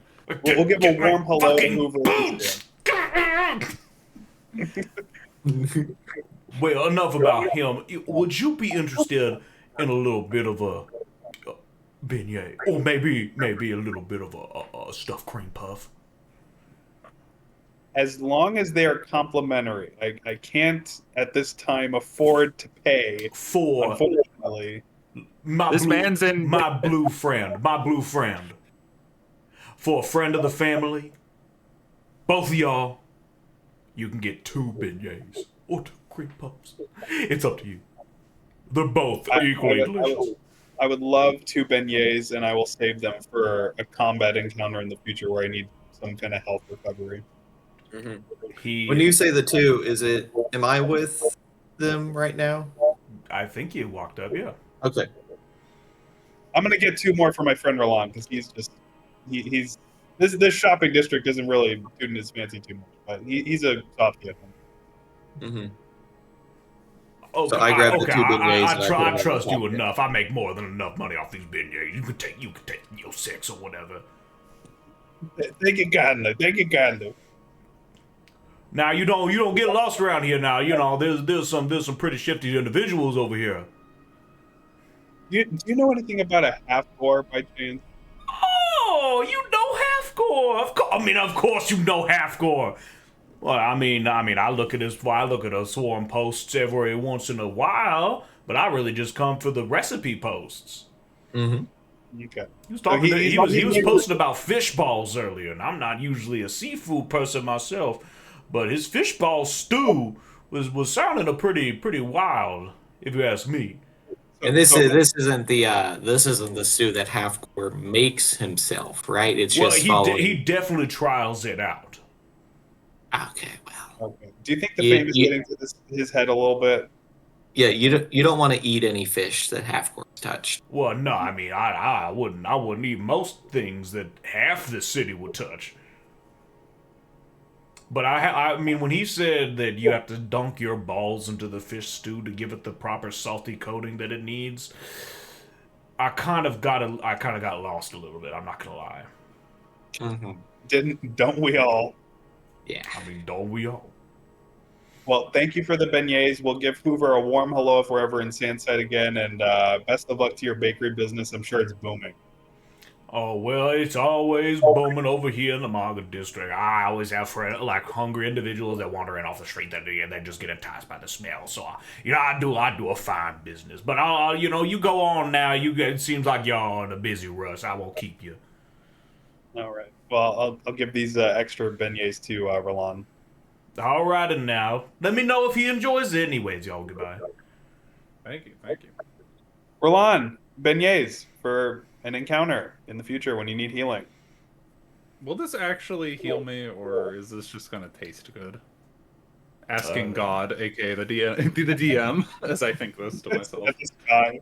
Well, Yeah. you know that the shrimp puffs before, I think we rolled a, it was like a DC, I think it was either DC 15 or DC 20 Constitution check, and it would heal you 1. Okay. So I can assume that these will just heal me 1 as well? Sure. Well, thank you. Thank you, Kaithos. I appreciate your generosity. I'll take 1 of them off of you. You're welcome. I'm gonna Pyrite put one? this inventory as beignet. But I don't know. Pyrite want 1 as well? I have. Honestly- Yeah, Pirate got us too. Okay. Do we all have 2 beignets? Did you give Roland 2, or did you keep 1 for yourself? I thought we all got 2. Like I got 2 extra for Roland, and then I got 2. Oh, I was just asking. Didn't he say he would give 6? Yeah, he did. Okay. Yeah. 2 Then for I get everybody. 2 for everyone. How do I add just a custom? It would be like custom item. You'd have to add custom item to inventory.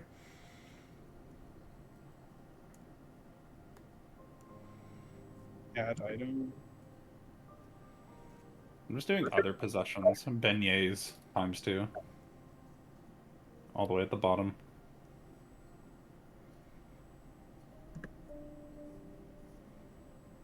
Sweet.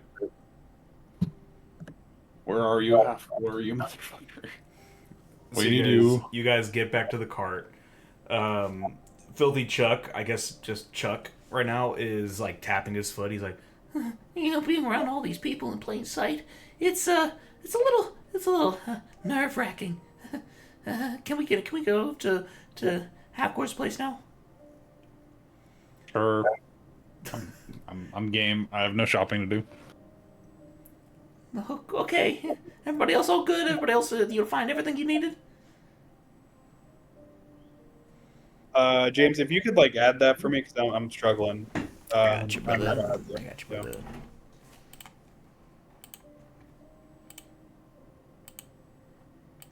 God, if you could add that One was beignet most to my pocket, that'd be great.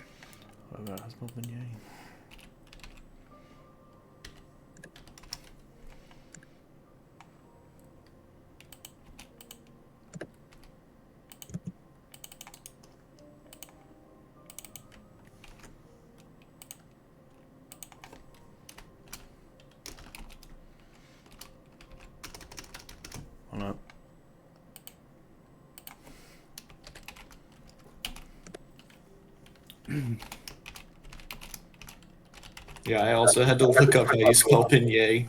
Same here. I will admit. I've never even had one, so not too Very familiar. powdery, sugary.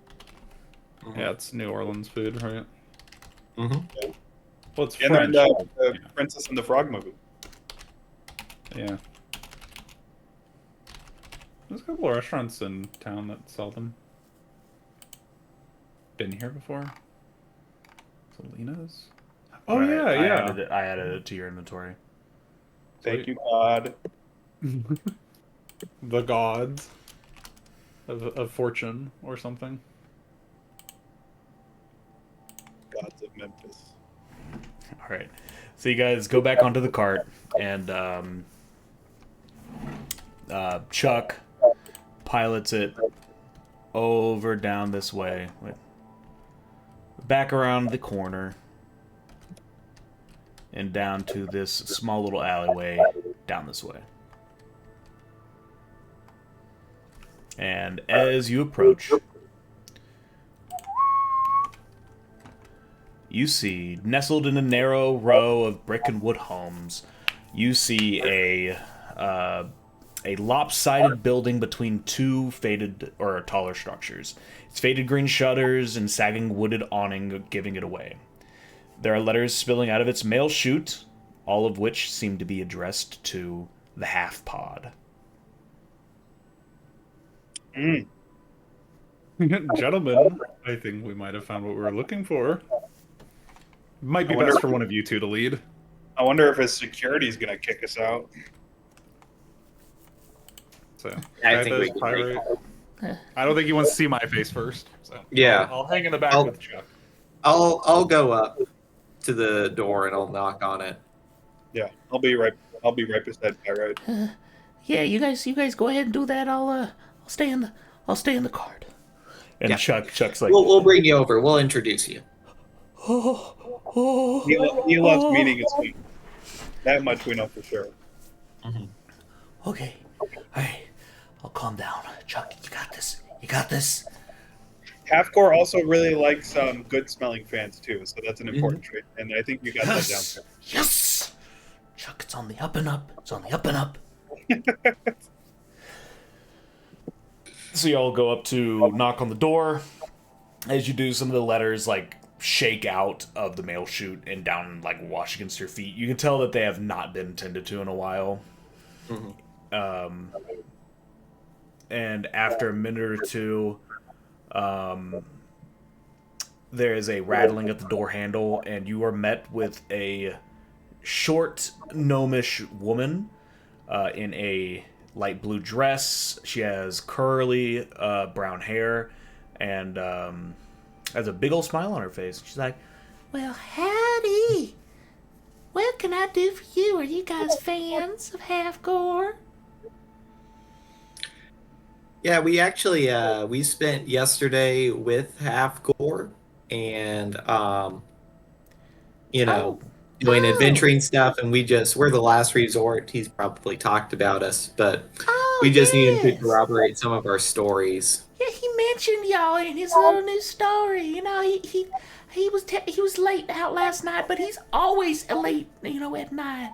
But so I just thought he was off, gallivanting and doing some fan meetups like he always does. Is he in right now? Is he available to talk to Yeah, us? he's just working. He's in the other room. Would you be so kind as to let us in? Yeah, come on in. I got some tea cakes and I got some tea on for boil. Well, thank you very much. It's very kind. so you And I'm guys... sorry, I haven't caught your name. Oh, my name's Maddie.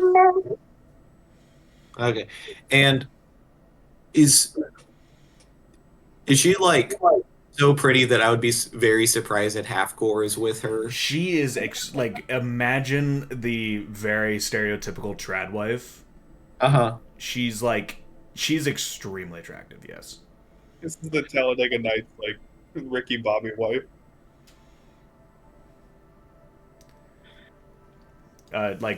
She if even for like a gnome, she's extremely fine. Know what I'm saying.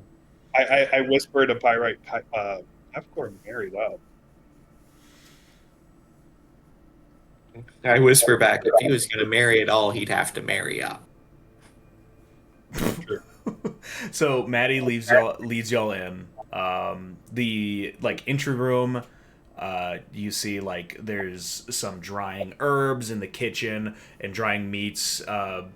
All very small. Like you like Pyrite and Roland, you guys fit right in. You guys don't like have to duck down at all. But Kaithos, you kind of have to like hunch over a little bit. Fucking tiny ass house. It's a small little Perfect shack. Yeah. size for me. What? So it's perfect size for me. And the living room is like, you know, it's a big wooden table, green little cushions on every single chair. It's lit up by little lanterns that hang from the ceiling. It smells wonderful, like apples and cinnamon. And Maddie goes into the kitchen. She like brings out a small little porcelain pot. And she's like, Here, no, this is just like this half-course favorite. It's an orange and ginger and honey tea. Well, thank you. That sounds delicious. Here you go. and she hands you like she has like a little tray of cups in her other hand. She pours like 3 glasses Yum. and Thanks. hands one Wait. to each one of y'all. All right. I'll go upstairs and I'll grab him. I wanna All right. I wanna poison check this drink. Go ahead. What would that be? I'm not drinking it. a medicine check. Okay. All right, yeah, I'll just do that. 15. This is water with nutmeg, orange, ginger, and honey in it. And not a lethal amount of nutmeg, Yeah. probably. It's Sugar, a very, honey, it's a ice, very or non-lethal whatever. amount of nutmeg. Yeah. All right, It's I take a swig. And water. Wait, and water. Sorry. I take a swig because I have advantage and I have defense against poison, and I have advantage on a saving throw with poison. You take 80 poison damage. I die instantly to the tea. I learn I'm allergic. Half-core poison's only Roland's drink. He really got back at me. Shit. The warm liquid goes down your throat. It's kind of like it opens up your senses a little bit. You don't normally drink teas or anything really herbal. So this is like, it's kind of a weird experience. Like, it's like, oh, why would I drink something so bland? But it kind of like, sends like nice scents to your sinuses. Yum. Thanks for the tea. No problem. I'll go upstairs. I'll go grab half-core. He usually doesn't like it when I let fans inside. But I think It's okay. Just he'll be excited once he sees us. No, I'm sure. I mean, he was talking all about y'all when he came home last night. And usually tell he him we have doesn't more talk writing about his material. fans. He really doesn't like talking about them. It's okay. Yeah, he'll be excited to know we have more writing material to give him. Yeah. For sure. So she goes upstairs, and you guys notice that there's like another gnome, like kind of like standing in the hallway that goes from the living room to the back part of the house. It's like you notice it's kind of like Halfgore's features, except kind of like softer, and instead of like balding, there's like black hair that's like swept down into his face, and he's just like looking at y'all. But yeah, we only have the 3 cups of tea. I can't offer you one. I don't drink tea. That's not my speed. I think to myself, is this Half-Core's emo son? Are you sure you don't want some? I hold it out to him like that one fish and SpongeBob, which I'll gift search in 0.3 seconds. Are you Half-Core's son? I just say out loud. I can't hold it in. Are you Half-Core's? Is Half-Core your dad? That's so cringe.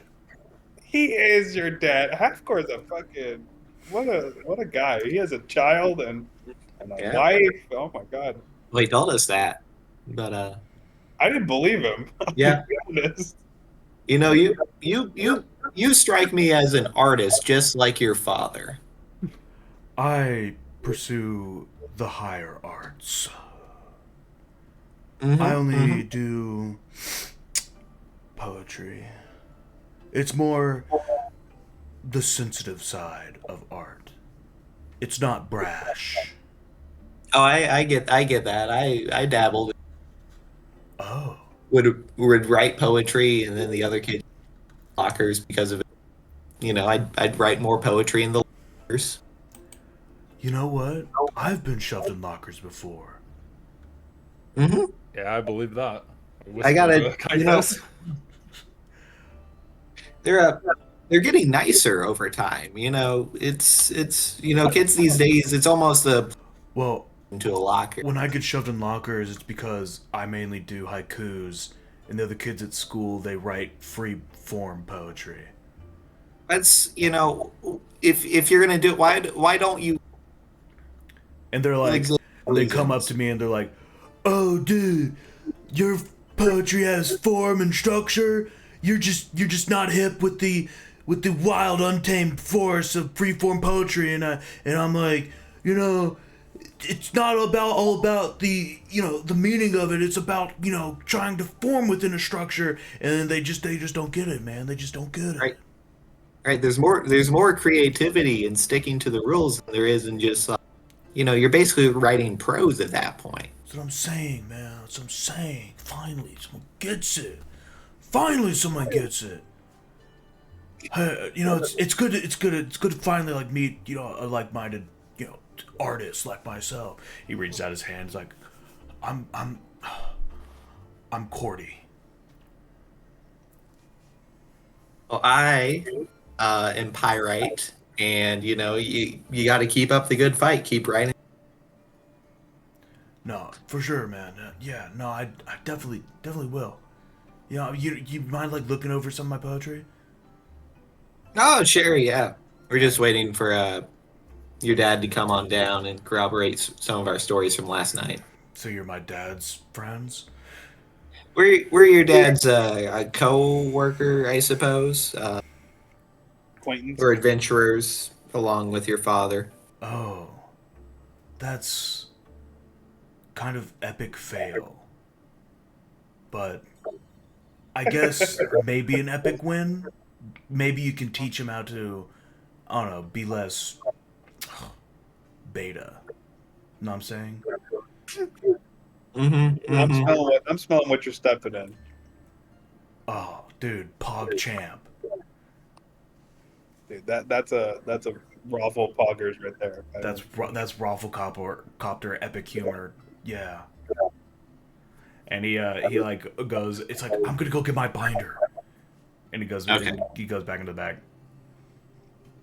And so Maddie comes down, and she's like, Well, Halfgore said that he might have to, he's gonna take a second. And after a minute, like Halfgore comes down. Like you see, like in the very back of the stairs, like he's making his way down really slowly. He's scared. And if you make a perception check, All of us. Yeah, I was about to say all of us or yeah, just all of you. okay, those 12. 19. nat 20 plus 4. Okay, Damn. so you I notice see everything. Yeah, you notice that Halfgore is wearing an ill-fitting breastplate underneath his shirt. Guys, my man's armored up. What, And does he he's think he's that's like right? he's a little pale. He's like, huh? Well, what a surprise! In my house. The last resort. Long time no see, Halfcore. What's with the armor underneath your clothing? Some of these fans, they can be kind of crazy. You heard about how Talos died? Did I?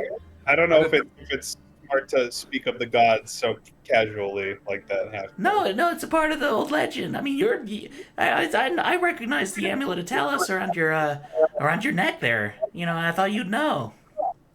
I do know, actually. I was when I saw that breastplate of yours, the first thing I thought of was when Dee Dee threw a dagger at my chest, and maybe somebody threw a dagger at your chest, and you're trying to hide it with a breastplate. Maybe, I don't know. No. I want to turn to his supposed wife and completely interrupt whatever the fuck he was about to say. Does he usually wear armor around the house, or is this a new development? No, usually he's pretty well mannered. He just stays up in his room, or he's out on the town. You see, guys, I don't see why this is a bad thing. Because you see, yesterday Halfcore was unprepared, our adventuring, and today he's more adventuring with us, aren't you? Oh, well, I'm kind of like back behind a couple of my blog posts. So like I was gonna do that today instead. But like, I promise you, you are going to have the scoop of a century. Sometimes, creators, they have to take some extra time to prep really good work. That's what's going to happen. Giving you You got to best spend stories. some money to earn some money, Halfcore. Well, I'm kind of sitting on a decent enough time of decent enough money stash, I suppose, to I can coast for a minute, so I don't really have to spend any money, proverbially or not, I don't know. It sounds like your talking about son is living a experiences, though. It sounds like your son is living a very lavish lifestyle, and your wife wants more out of just this rinky-dink house. And Maddie pipes up, she's like, I love living here. It's actually quite nice. It's cozy, just my speed. Anything that Halfcore does is just right for me. All right, let's ask your son. Hey, son, are you happy with how you're living in this house? Do you want more out of your life? So Cordy runs out with his binder. It's like an old leather-bound book that's like it takes up his entire shoulder when he's carrying it through. It's like, I mean, I would like to be think about what living the most quality poets have in their repertoire. They probably got steel ringed binders, the best pens, quills, ink from the octopi, the quality grade poetry writing stuff. Like, as we were mentioning, you can't write structured poetry without the most quality materials. And you think your old man is leaving you hanging by not giving you the top dollar material? I mean, he could support my poetry efforts a little bit more, I guess.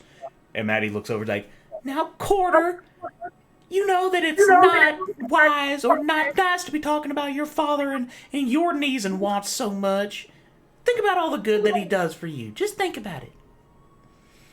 Oh, but he's a growing boy, young man, and he is at the precipice of his opportunities to become a writer, equally as good as Halfcore, and set the standard for what the Halfcore name means in writing. I want to whisper to his emo minion son, be like, "Your dad wouldn't happen to be a vampire, would he?" Just a passing thought. I wanted to run it by you. I mean, he certainly fucking sucks, if that's what you're saying. Does he fucking suck, or just suck, or is that just an What expression? do you Like, mean have fucking? actually, What do you mean fucking suck? like, have you seen him actually suck somebody's blood before? Be honest with me. This is important. This is the whole reason why we're here. It's not That's the reason I fear. You mean? I mean, I meant like he's kind of like like shitty and stuff, man. This Kind kid of like, does not as know. I said, he's an epic fail. Noted. I would not Alright. describe a vampire's epic fail. I think we're good. All right. Who wants to break the news to Halfcore? Who wants to explain exactly why we're here? In what way? Yeah, Halfcore, Halfcore, so he What do doesn't you mean? keep What do you mean playing. break? What do you mean break the news? Halfcore, you're coming with us. We're going out today. You have no say in the matter. What do you mean? You will be coming back, but you need to come Great. with us. There's no What? yes or no.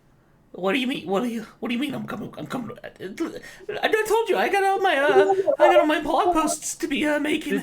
Did Chuck come in the house We with will us? give you 5 minutes to post there will be a delay in the Half-Gore show post online before Is you Chuck leave. in the house with us? Because we could just let him kind of well, explain. Yeah, Chuck is a great fan. He even knows how to update your blog for That is you. no. I mean, like Chuck could explain his side of why we're here to get his ass again. So, Yeah, like in the very, very back of the Mhm. room, you see a very sweaty Chuck, kind of like standing in silence in the corner. Chuck! Well, nice of you to join us. Meet your favorite blog writer, Half-Gore. Half-Gore, this is Chuck.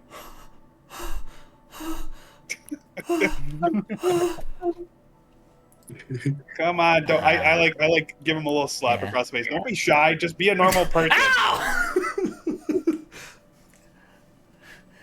And Stop being a weirdo. Chuck like walks up, like stiff as a board, and he's like, Well, yeah, yeah, I whisper in Chuck. Chuck's ear.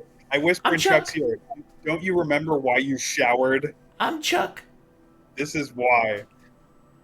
Yeah, yeah, Half-Gore, you're really cool, and I love you. I love you, Half-Gore. I love you, Half-Gore. I love you, Half-Gore. I love you so much. You're so cool. You're so fucking awesome, Half-Gore. I love you. I love you. I love you. Oh my god. Reel in it. "Oh my god!" Okay, It's okay. He's been a big fan, Half-Gore, for a while, but you need to realize that your blog has this kind of power, and in order to make it bigger and better, you need to come with us to conquer some better things and write about better things. You want me to go with him? No. You're going with him, and he's coming with us. Therefore, you're coming with us because your blog has got the attention of some very, very uppity, high up people in the city. But you guys haven't even told me why I need to go. Why are you coming into my house and demanding I leave and bringing this That's a fair fan, I question. guess the super fan of mine? Yeah, we have some very high interest acquaintances who were interested in our stories from yesterday, which you were we first need you to corroborate the story. And then, you're still our contract lawyer, so we need to continue with you so that you can help get Aronath out of his contract. What a great man. When will I be back? It could be I don't know. days, weeks. You're back. I mean, we got you back last night. I left. You didn't take Yeah. me back. I had to leave. We let you go. Also, think of it this way: Okay. you're coming on adventures to stop evil forces that could potentially harm your family. So, if anything, you're saving your family by coming with us. Mm-hmm. he looks at his family and he's like, "Yeah, I guess." Your wife, your son, your fans. Do you really want them to be victim to vampires or waxworms or whatever the hell's out I mean, there? kind of, I don't really care about the fans. See, and that's the writing that really shows that you do love. That's why we fans. love you, Half-Gore. That's why we love because you say fuck the fans. You say fuck the fans. You speak from the heart. You say fuck the fans. Fuck the fans. calm Fuck the down. families. Chuck, contain your excitement. You'll be able to spend more time with him. Don't scare him as much as you are right now. Yeah, be able to spend more time with Half-Gore in the carriage. Yeah. And Half-Gore So Half-Gore looks over at him and he's like, Can I not sit next to him? Yeah, we'll make sure the two of you aren't alone. Yeah. So Half-Gore, we'll give you like 5 minutes to pack your things and write that last blog post, like where you'll be AFK for a while, and we'll meet you outside. Thank you for the tea, Miss Halfcore. Or Mrs. Halfcore. You can just Maddie. you can call me Maddie. Thanks, Maddie, for the tea. I mean, it's no problem. You know, just as long as my little lovey-dovey comes back at night. And she goes in for a kiss, and Halfcore like leans away. We will bring back Halfcore safe and sound. Don't you worry about that. And your son is going to be very inspired by his old man about writing his own poetry soon. As if. I Inspired by what? How much of a loser he is, and how much I don't want to be like him? I start to walk outside, and I think to myself, man, I thought Roland was edgy, but this guy's a fucking... I want to shove him in a locker. I think to myself. So Halfcore, like, Okay. he looks around, and he's just like, goodbye, Is he house. sweeping? Goodbye, house. Goodbye, couch. We're timing you 5 minutes. He passes by Maddie. Goodbye, sausages. Oh, brother. Get out of there. And then he goes up to Maddie, and he's like, Maddie, if it comes down to it, burn all my letters. Don't look at them. Just burn them. And she's like, okay, Halfcore, whatever you want. Just make sure you come back safe. I got dinner ready, and you're ready by the time you can usually come home at midnight. Like, yeah, you do that, Maddie. Thanks. she goes in for another kiss, and he's walking away. And then he looks at Quarter, and he's like, Cordy, yeah. just... I don't even know. And he leaves.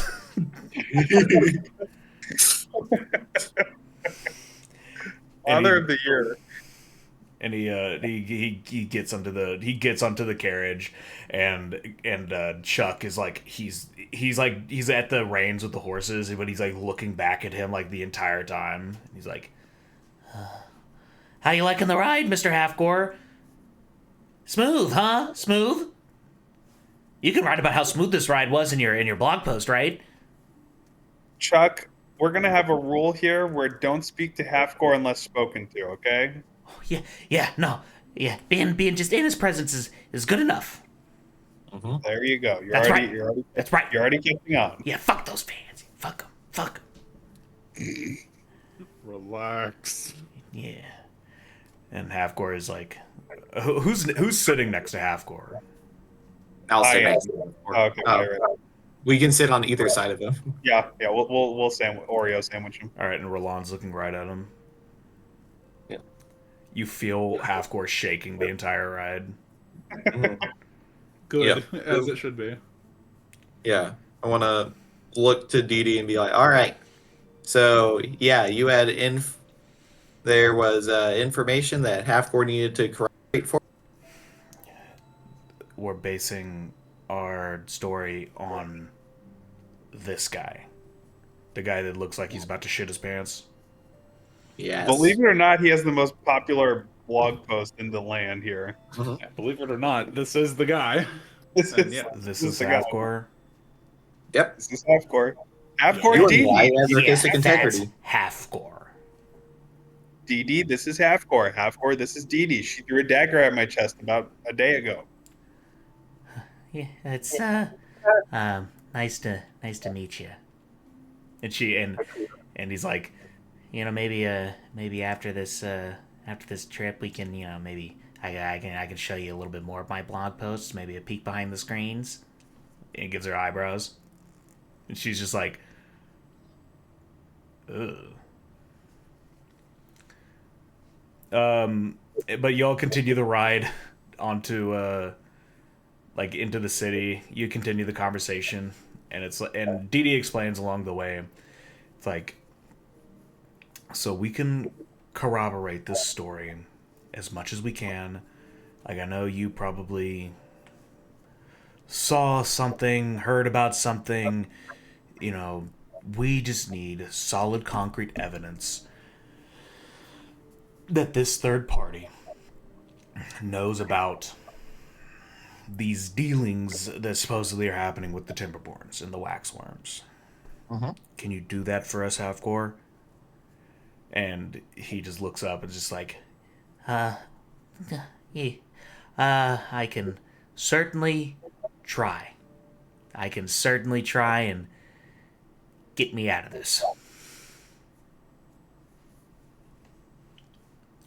Right, fellas? Once I'm done, I'm done. Right? We Once will- you're in, We will determine whether we need you or don't need you. If you Right. do a good job, we won't need you. But if you do a partial job, we may still need you. all right, remember- all right, that's good. That's good enough for me. I'm not even gonna say what I was gonna say. You were going to say, I want to kill you. I was gonna bring up the debt, but I'm like, it's fine. It's all good. So at this point, it's like late afternoon. It's probably like 2 p.m. ish. And you roll back over to the river district. It's slightly more calm now. People aren't really doing anything too much. It's a slightly cool day. So people are just like milling about in their coats, going about it. The sun is still brightly up, even though it's partly cloudy outside. And you roll up to. Let me go to the map.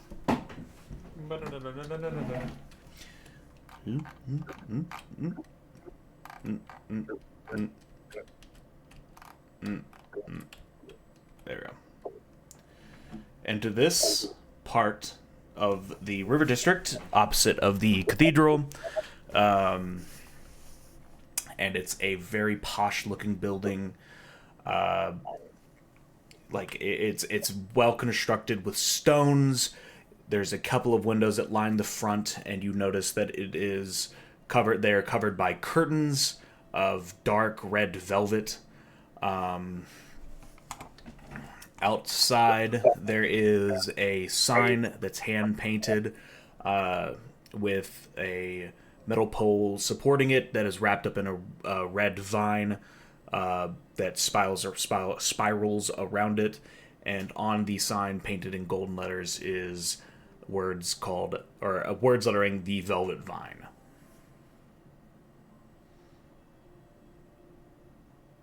And as you pull up to it, Dee Dee jumps out, and she says, well, I guess since you have an escort, this would, I guess, quantify as the entry fee. And she helps Halfgore and Chuck down off the wagon, and she goes up and waits for y'all outside of the restaurant. All right. Entry fee? As you look to the front of the restaurant, there is a large, like, half-ogre bouncer with a ill-fitting, like, tunic and chainmail standing out front with a large metal bat. And she looks to y'all, it's like, so are you coming? Sure. Sure, if he's, and I gesture to the ogre, if he's gonna let us. He's gonna let you. You're with me. So let's go. Come on, you ain't gonna go nowhere sitting in the wagon. I mean, I want that's kind of what a to. wagon does. Wait, hold up. Last resort group huddle. Okay, I joined the group huddle. All right. What are we doing, fellas? I want to make sure we're not about to get jumped. That's my first thought. Yeah, that's a good idea. Yeah. I think we just gotta trust that, like, it's, let's be perceptive, but we just gotta go with it.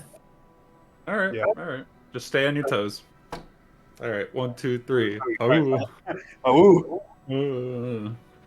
random noise. And Dee Dee is still looking at you. She's standing over by the bouncer, and she's like, "You guys good?" Yeah, we're good. We're good. Dee Dee has seen us do the last resort huddle before. This should not be something that shocks her. No, she keeps forgetting.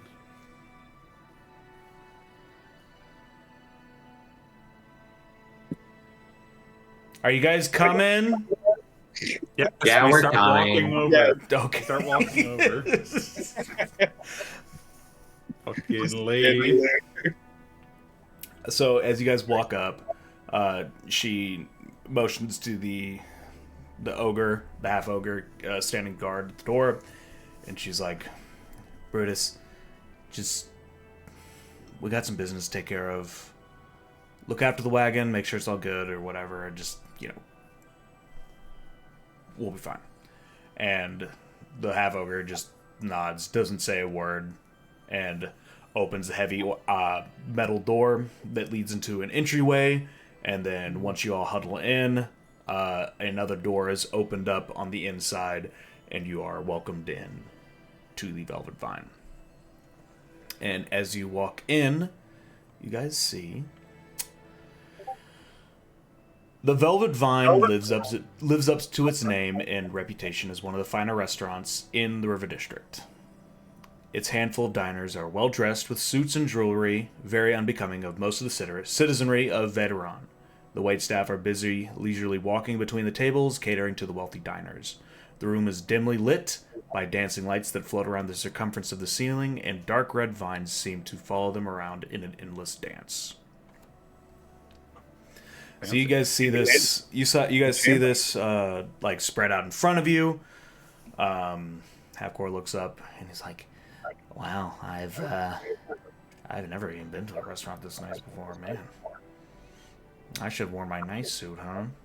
One with less stains on it, am I right?" well, hopefully the lighting in the place can hide the stains somewhat. Yeah, you'd They're think. tasteful stains. You'd think. Oh, they're very tasteful. Very tasteful. You know what I'm saying? They're very let's say flavorful stories come from them. Mm-hmm. You know.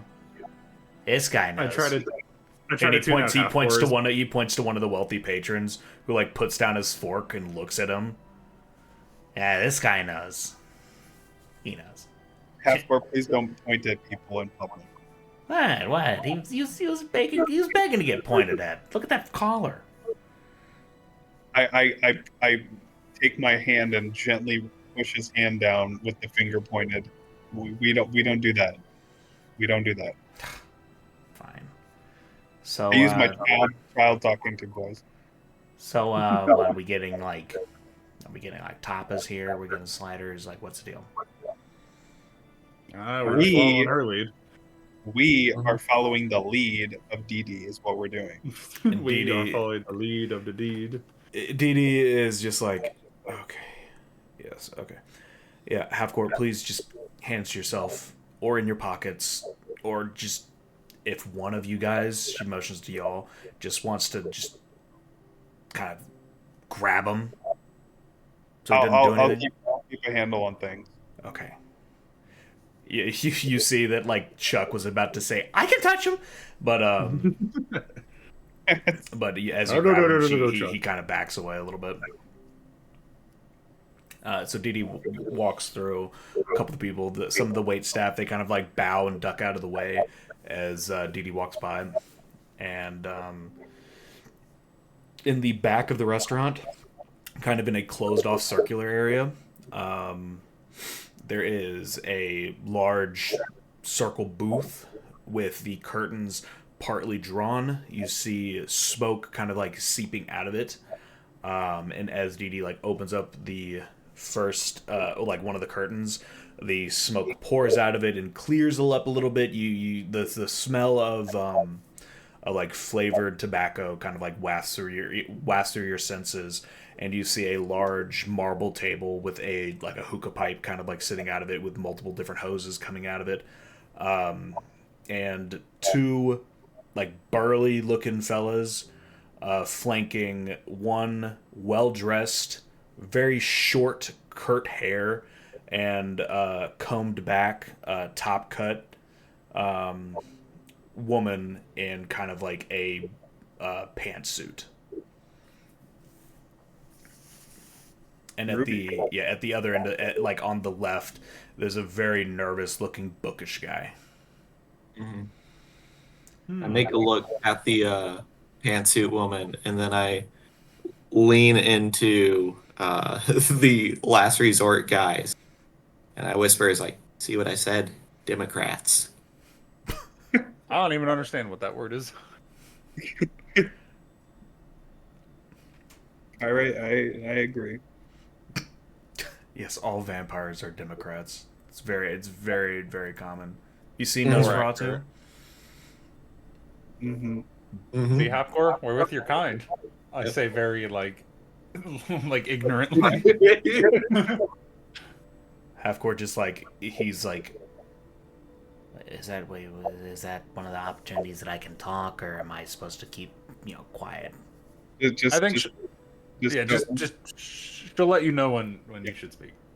speak when spoken was that to. an opportunity for me to speak? Am I supposed to respond to that, or Just follow her lead. She'll ask when you need to be spoken to. She Yeah. understands. She knows what's going on. Just keep quiet for now. okay? And so Dee Dee kind of like looks to the table. The pantsuit woman like does not straighten up at all. But Dee Dee is like frozen stiff, and she's like, Madam Cassandra, this is the group that the Ghoulfather told you about from last night. And the woman leans up, puts one elbow on the table, and just says, So, I hear that you're causing a stir, and you might have some information that I could need. Is that correct? All right, Halfcore, We now's your might. time to speak. Huh? Yes, ma'am. I was brought. Hey, I snap Halfgore, kind of like how I slapped Chuck earlier, just to snap him out of reality a little bit. so you roll to hit. Yeah. I'm not like whacking him really. I'm just Roll to like, hit. You're slapping him. is that a That's a D SpongeBob episode. D20? D20. Was that a D? 4. You rolled a 4. You like Do you whiff a little bit, and you kind of you just go over his head. You end up like just slapping your chest, but the noise is enough to like kind of distract Halfcore for a second.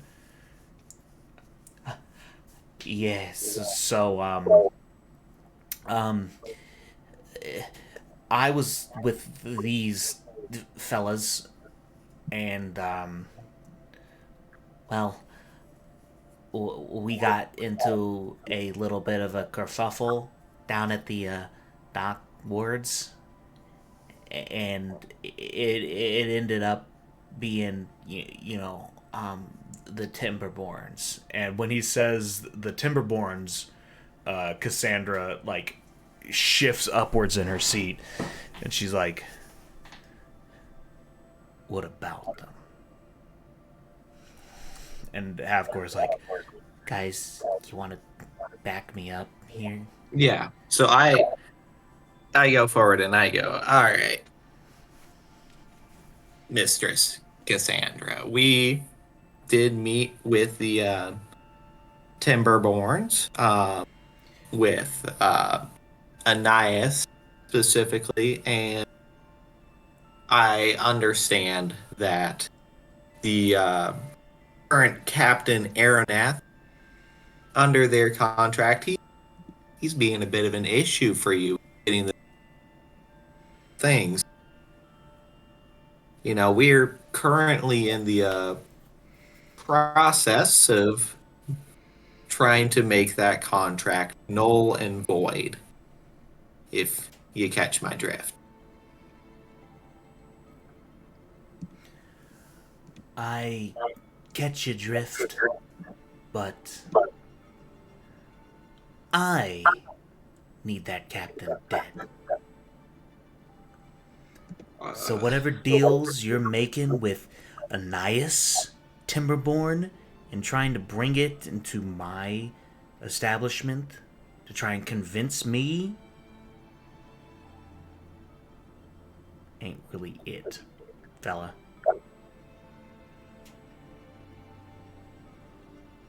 See, I get where you're coming from, but I don't see why dead is the only possible And as you're option saying that this, you would Dee Dee expect. like nudges you, and she's like, "Talk about the wax worms. Talk about the wax worms." Okay. So, yes, some more information. The real reason that we're trying to get this contract right now, the Timberborns are preparing to offer this contract to the Waxworms as a show of good faith. We certainly cannot have that. We don't wish to have bad blood with any group invader on that already has power. Waxworms, we've run into them too many times, and they're too dangerous to get a foothold here. All right, roll a persuasion check. Oh go. Oh. You got this, Pyrite. 19. Oh. So with that, Cassandra starts shifting around. She grabs one of the hookah pipes and right like across the table, and it kind of like swirls. It makes the form of like a bat that like swoops up and flies at you and dissipates. Mm-hmm. Oh, I catch your drift a little bit. The waxworms, they love playing their little games, I think.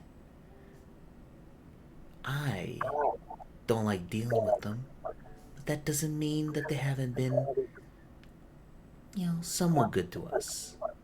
And just because a bunch of goody two-shoes say that they're not on the up and up, doesn't really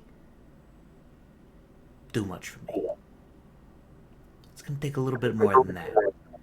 I just want to know what all this has to do and why I had to wait for this one to show up. She points at Avgor. And he pipes up, he's like, I want to know the same reason as well.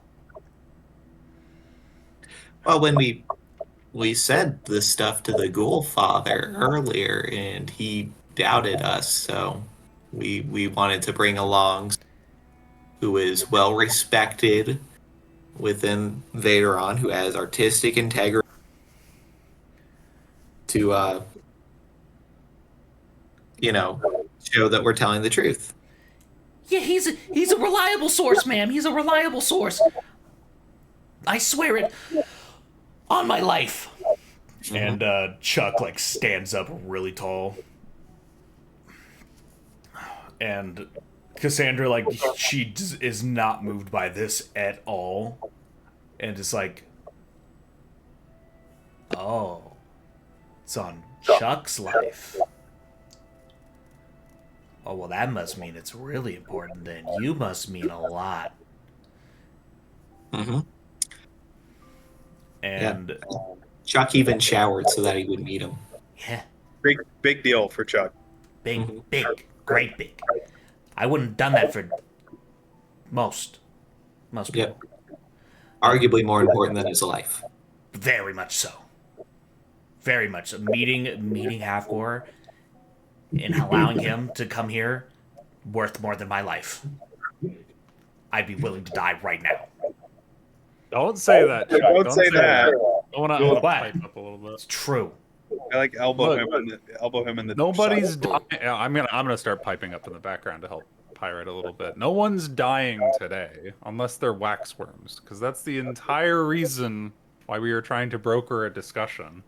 Our journey and our ventures so far have led us into many an encounter with the waxworms, and I believe we have a common enemy here, and there is to be some sort of deal that could be struck that would greatly benefit you all within your position in Vaderon. So we can just cut straight to that. Halfcore's here to verify anything that we talk about, right? How we've acted, our allegiances and whatnot. Really, we're kind of just swords for hire at this point. So, whatever you need of us, that could possibly help you all in the future, having to do with the waxworms, again, if you're just looking to maybe eliminate them, you've got an opportunity walking right in front of your door, or right in your door. Yep. For an affordable cost too. They've been useful to me and my crew. For example, But They've given me information that I otherwise wouldn't need, or wouldn't have. but obviously they're still leaving you in a state where you feel vulnerable. That's why you're making thrall. I mean, what led us encountered several of your thralls here in the River District last night. They're not leaving us in a state. That's the Timberborns. And they're working with the Timberborns. And the They're Timberborns to are start about to- working with them a lot more. I was gonna say your position in Vaderon could be in peril because they're about to be working with the waxworms, and that doesn't spell good things for you. It's interesting how you'd go so far to defend their honor and behavior when we're telling you right now that they are brokering deals to work with the waxworms. Hathgor, you were literally standing next to us when we learned this information. Can you please verify that's that? all 100% true. it's I time was for there. you- I was gonna write about it in my next blog. It was all gonna come out that there was secret dealings, levels upon levels upon levels upon levels. It was all gonna be very exciting. I was actually gonna extend it onto maybe like a book series or something like that. Maybe even do like a marketing deal with some of the vendors into the trade district. I was actually thinking about maybe getting like a brand of like cupcakes, maybe some breakfasts, and at the local. in any sense, it's time for you to put your own interests above the waxworms, is what we're trying to say, and we will help you establish your interests in the best light possible. And Dee Dee looks up. She's like, as much as it pains me to agree with these Last resort. yes, It was them, called the the last very resort. fitting last resort. As much as it kills me to say it, I Oh, come on, think, it doesn't kill you. It like inconveniences you at best. believe me, I've been keeping it together just barely. Okay. Whatever you say, lady. Thank you. I believe that they have nothing to gain from lying to us, and we have much more to gain by trusting them. And I'm going to have everyone roll persuasions to beat a 50. Oh Oh, boy, shit. so we're just totaling. Is Halfgore getting a roll as well? Yeah. And What about So- Chuck? Yeah, who's Chuck? on our side? Y'all three, Dee Dee, and Halfcore. Okay, all right. So we all have to roll at least an average of a 10. Yeah, that's not bad. And you add your Okay. persuasion bonuses. Halfcore gets a +5, Chuck gets a 0, Dee Dee gets a 0. It's I'm surprised perception. Dee Dee doesn't have much sway in this. I'm surprised Halfcore has a +5. I know. He's a bard. He's a bard. All right. Do we all roll on 3? Is this perception? Persuasion. No, persuasion. Yeah, let me perceive. Yeah, roll perception. Roll perception. I No, Kythos, perceive they didn't buy Kythos rolls it. perception right now. I got a +3 on perception and only a +2 on persuasion. That's why I was asking. I'm rolling persuasion, and I want to do it all at the same time All right. because this is a I'll very do pivotal persuasion. roll. Do persuasion. All right, you count us no. down, Rillon. All right. 3, 2, 1. Click. Oh boy. 11. I 12. got above the 10. 14. Okay, our averages are really good so far. Woo. What'd you get, Pyrite? I I got a 12, so All right, that's 3 above 10. yeah. Plus 14 plus 12. What did you get, Roland? I got a 14. Kathis, what'd you get? 11. 11.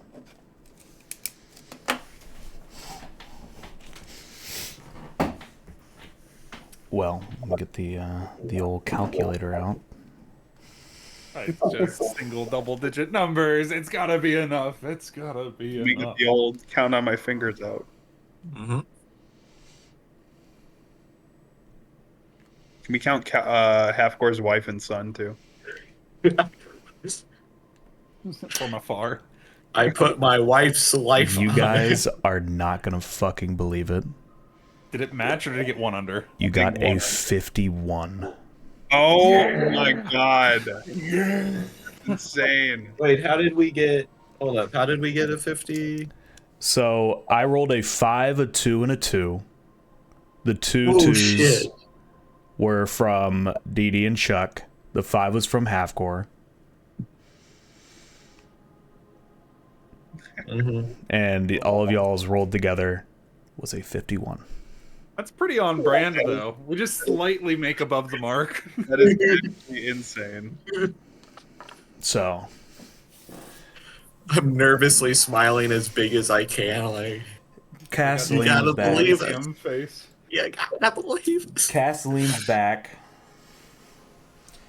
She looks to the two burly looking guys to the left and right of her. She like shrugs. Is like, Okay. I think maybe our business ties with the waxworms is an IV that needs to get ripped out. And maybe we just had to wake up from this coma to realize that. We'll cut ties with the waxworms. We'll stop going after Aranath. And we won't interfere with any dealings you have with the Timberborns. In fact,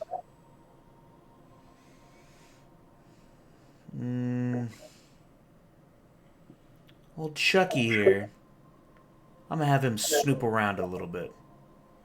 See if he can't dig something up for you.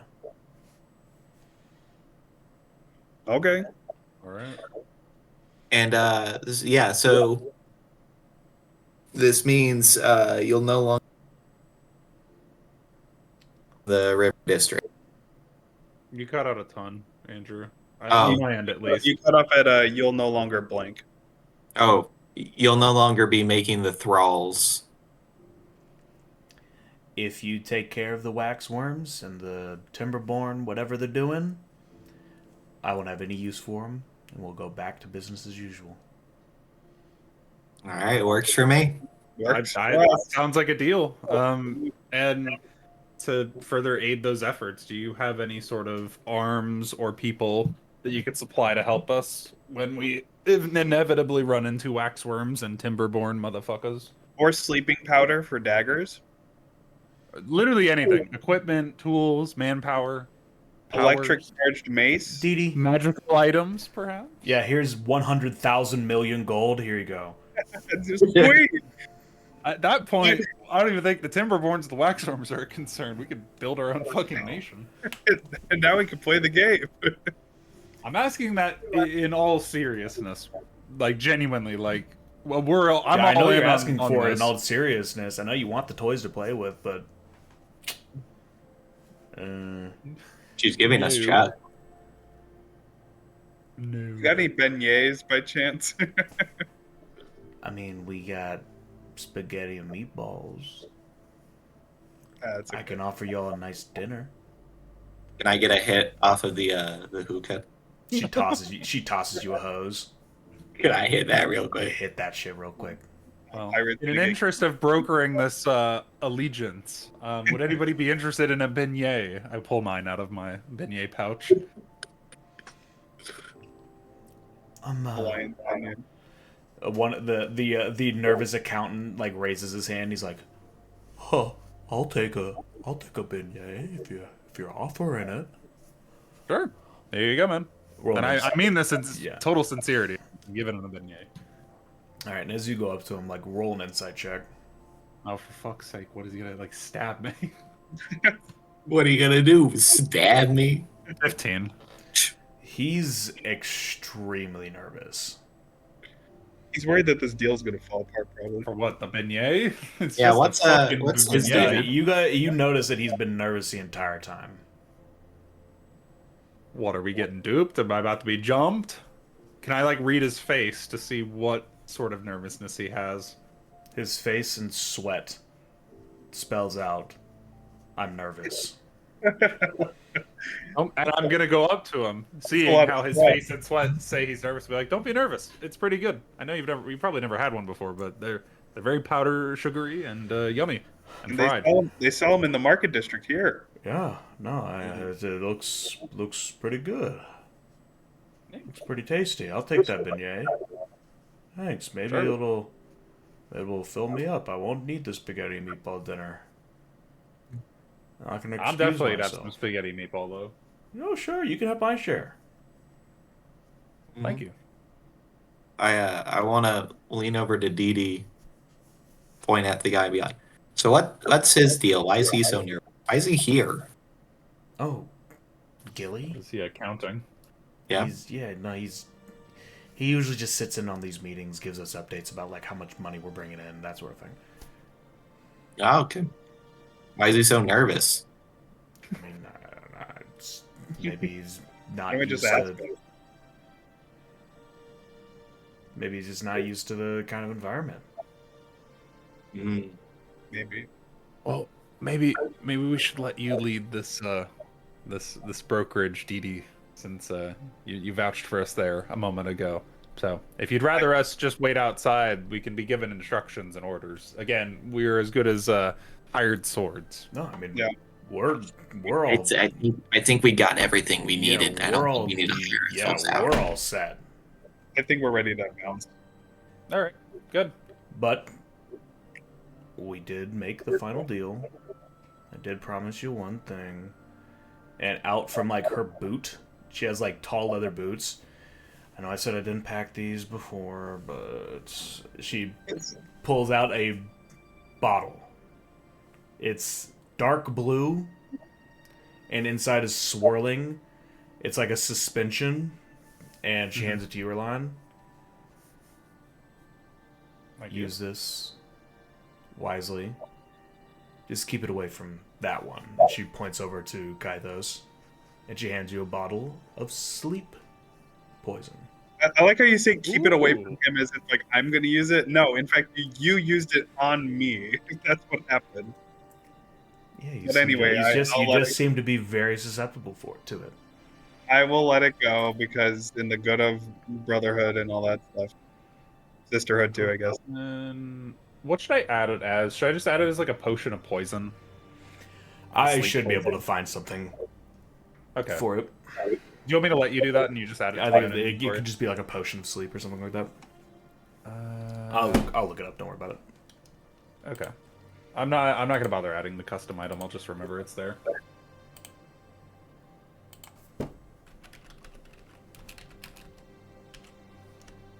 Well, DD, I would say that went really well, almost like narrowly well. Mm-hmm. Yeah, no, I'm honestly extremely surprised that they would listen to a ragtag group of people, Chuck, and a you, and she points to Halfcore. Like, well, you know, I can help my charms. Afgor is a man of the people. A man of many people. I'm actually Half not man of the surprised. people. I'm not surprised. It probably went off without a hitch because I was here. Well, you can write about it all in your blog. You think this place So- sells? You think this place sells salmon? Seeing as how they're serving spaghetti and meatballs tonight, maybe. Cool. I'll go- Probably not. We shouldn't ask. I'm gonna go ask the kitchen. We should. We, I think while we're ahead, we should probably just leave. Like Yeah, this Mhm. building. grab Half-Gore's like collar and be like, "No, Yeah. you're not running to the kitchen to ask for fish. The fuck." Yeah. I'll grab his feet. We can carry him out. While we're all on good terms, let's Yeah. try to position ourselves and do things that. And I was trying to- So is it late in the evening? Like I assume we're gonna talk to Aeronath later and stuff. Yeah, it's probably like about 5 o'clock at this point. Okay. Well, gang, should we hit the hay and then talk to Aeronath tomorrow? What do you guys think? yeah. Well, we need to talk to. I don't think we need to talk to Aranef. We need to talk to Oglar so that he can also agree not to let the. And we were supposed to meet with him in the morning, but then, like this morning, but then everything happened. Right now, he's probably back at the Fiona's Fine Flowers. So I don't know if we want to interrupt. Yeah, we can another time when he's available. Okay. Oh, we probably need to pick up Cinder. Yeah.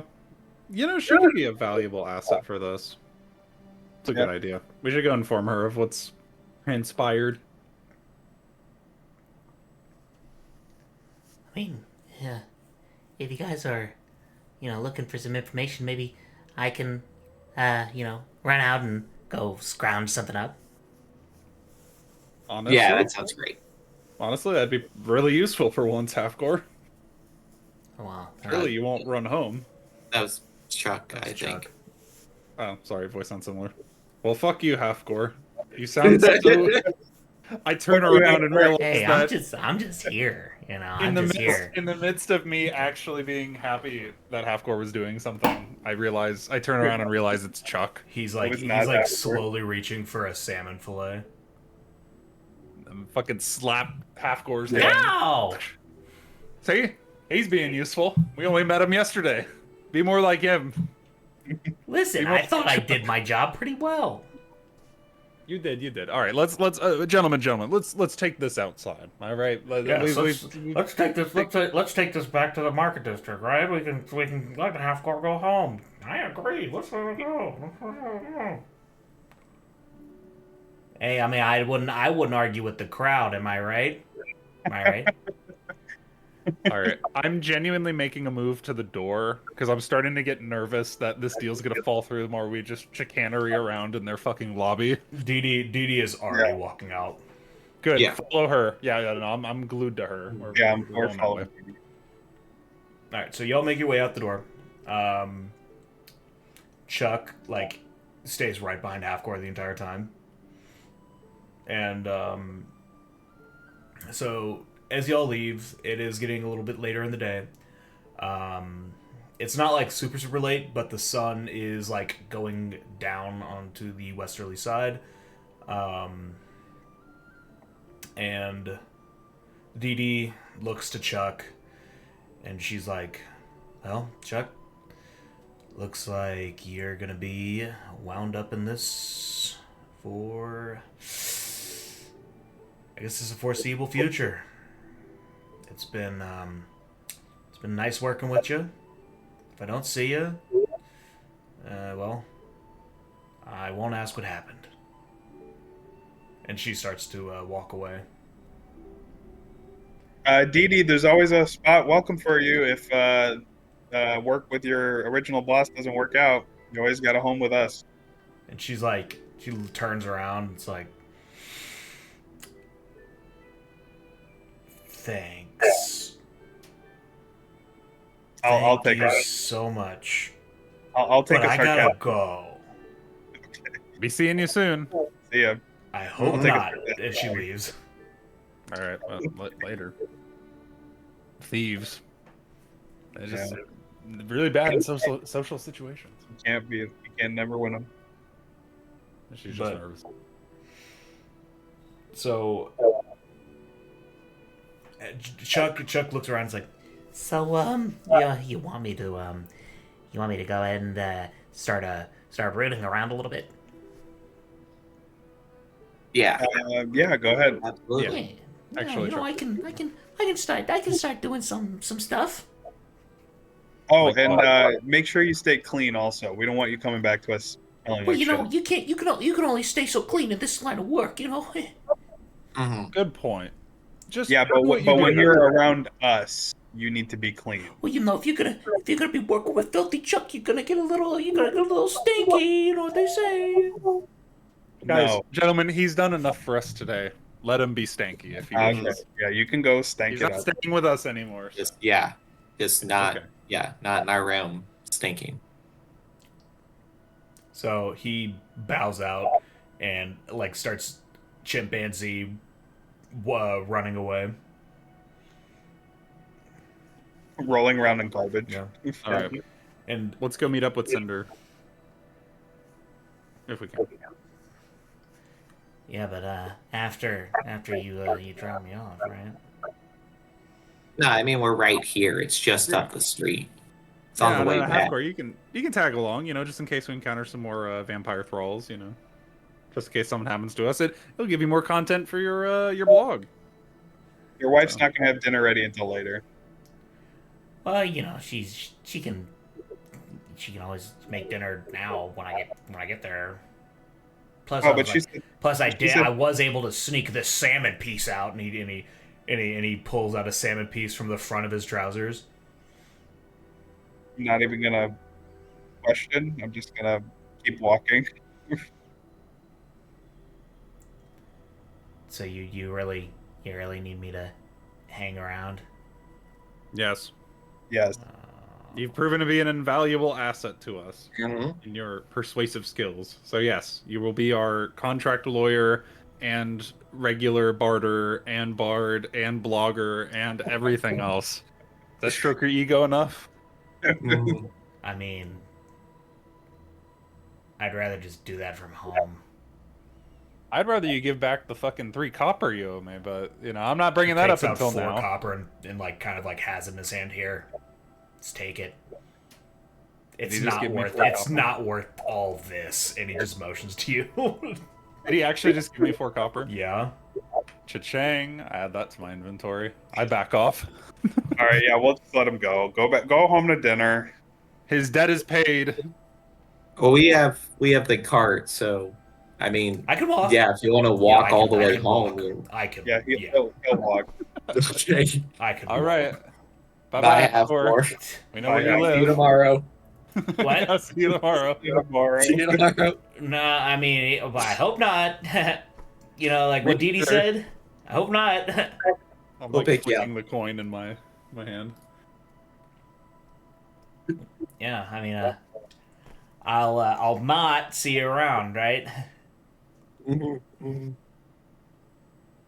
Okay. Yep. All right. Later. Great. Bye. This is Great. very awkward leaving. Great. Oh, half gore. He's like walking backwards, trying to keep y'all in sight, to make sure you're staying put and not coming after him. One last thing. I think some of the action sequences which have happened, fair game to share, such as like with the thrall, the fights and whatnot. But if you could hold off on sharing some of the intimate details of our dealings on your already past, I think that would be best. Let's make sure the story's completed so that we know how to. Or at least send us like a draft before you publish it. Yeah. How about I Is- just wait for something major to happen in the Why dock not? wards. I'm gonna pretty say, sure why I'll not? hear about it. Yeah, make sure you don't get and then caught you up can in the start hullabaloo. publishing. But I We can don't write. want to walk in. I'm sorry. But I can write about, fighting the people at the docks, right? Sure. That was- Ching! That was pretty out in the open. Right on. Catch you later. And he starts running away. Peace. See? I got a tiefling eyelash in my Tiefling horn in my eye. So, as y'all start heading back over, you take the wagon over to the cathedral, and you park it outside.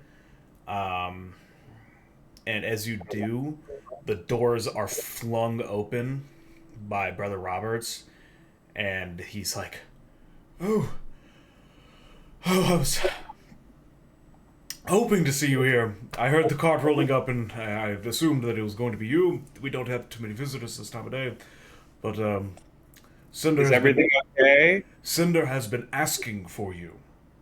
Good. Well, here we are. Go Bring see us her. to her. She had a visitor.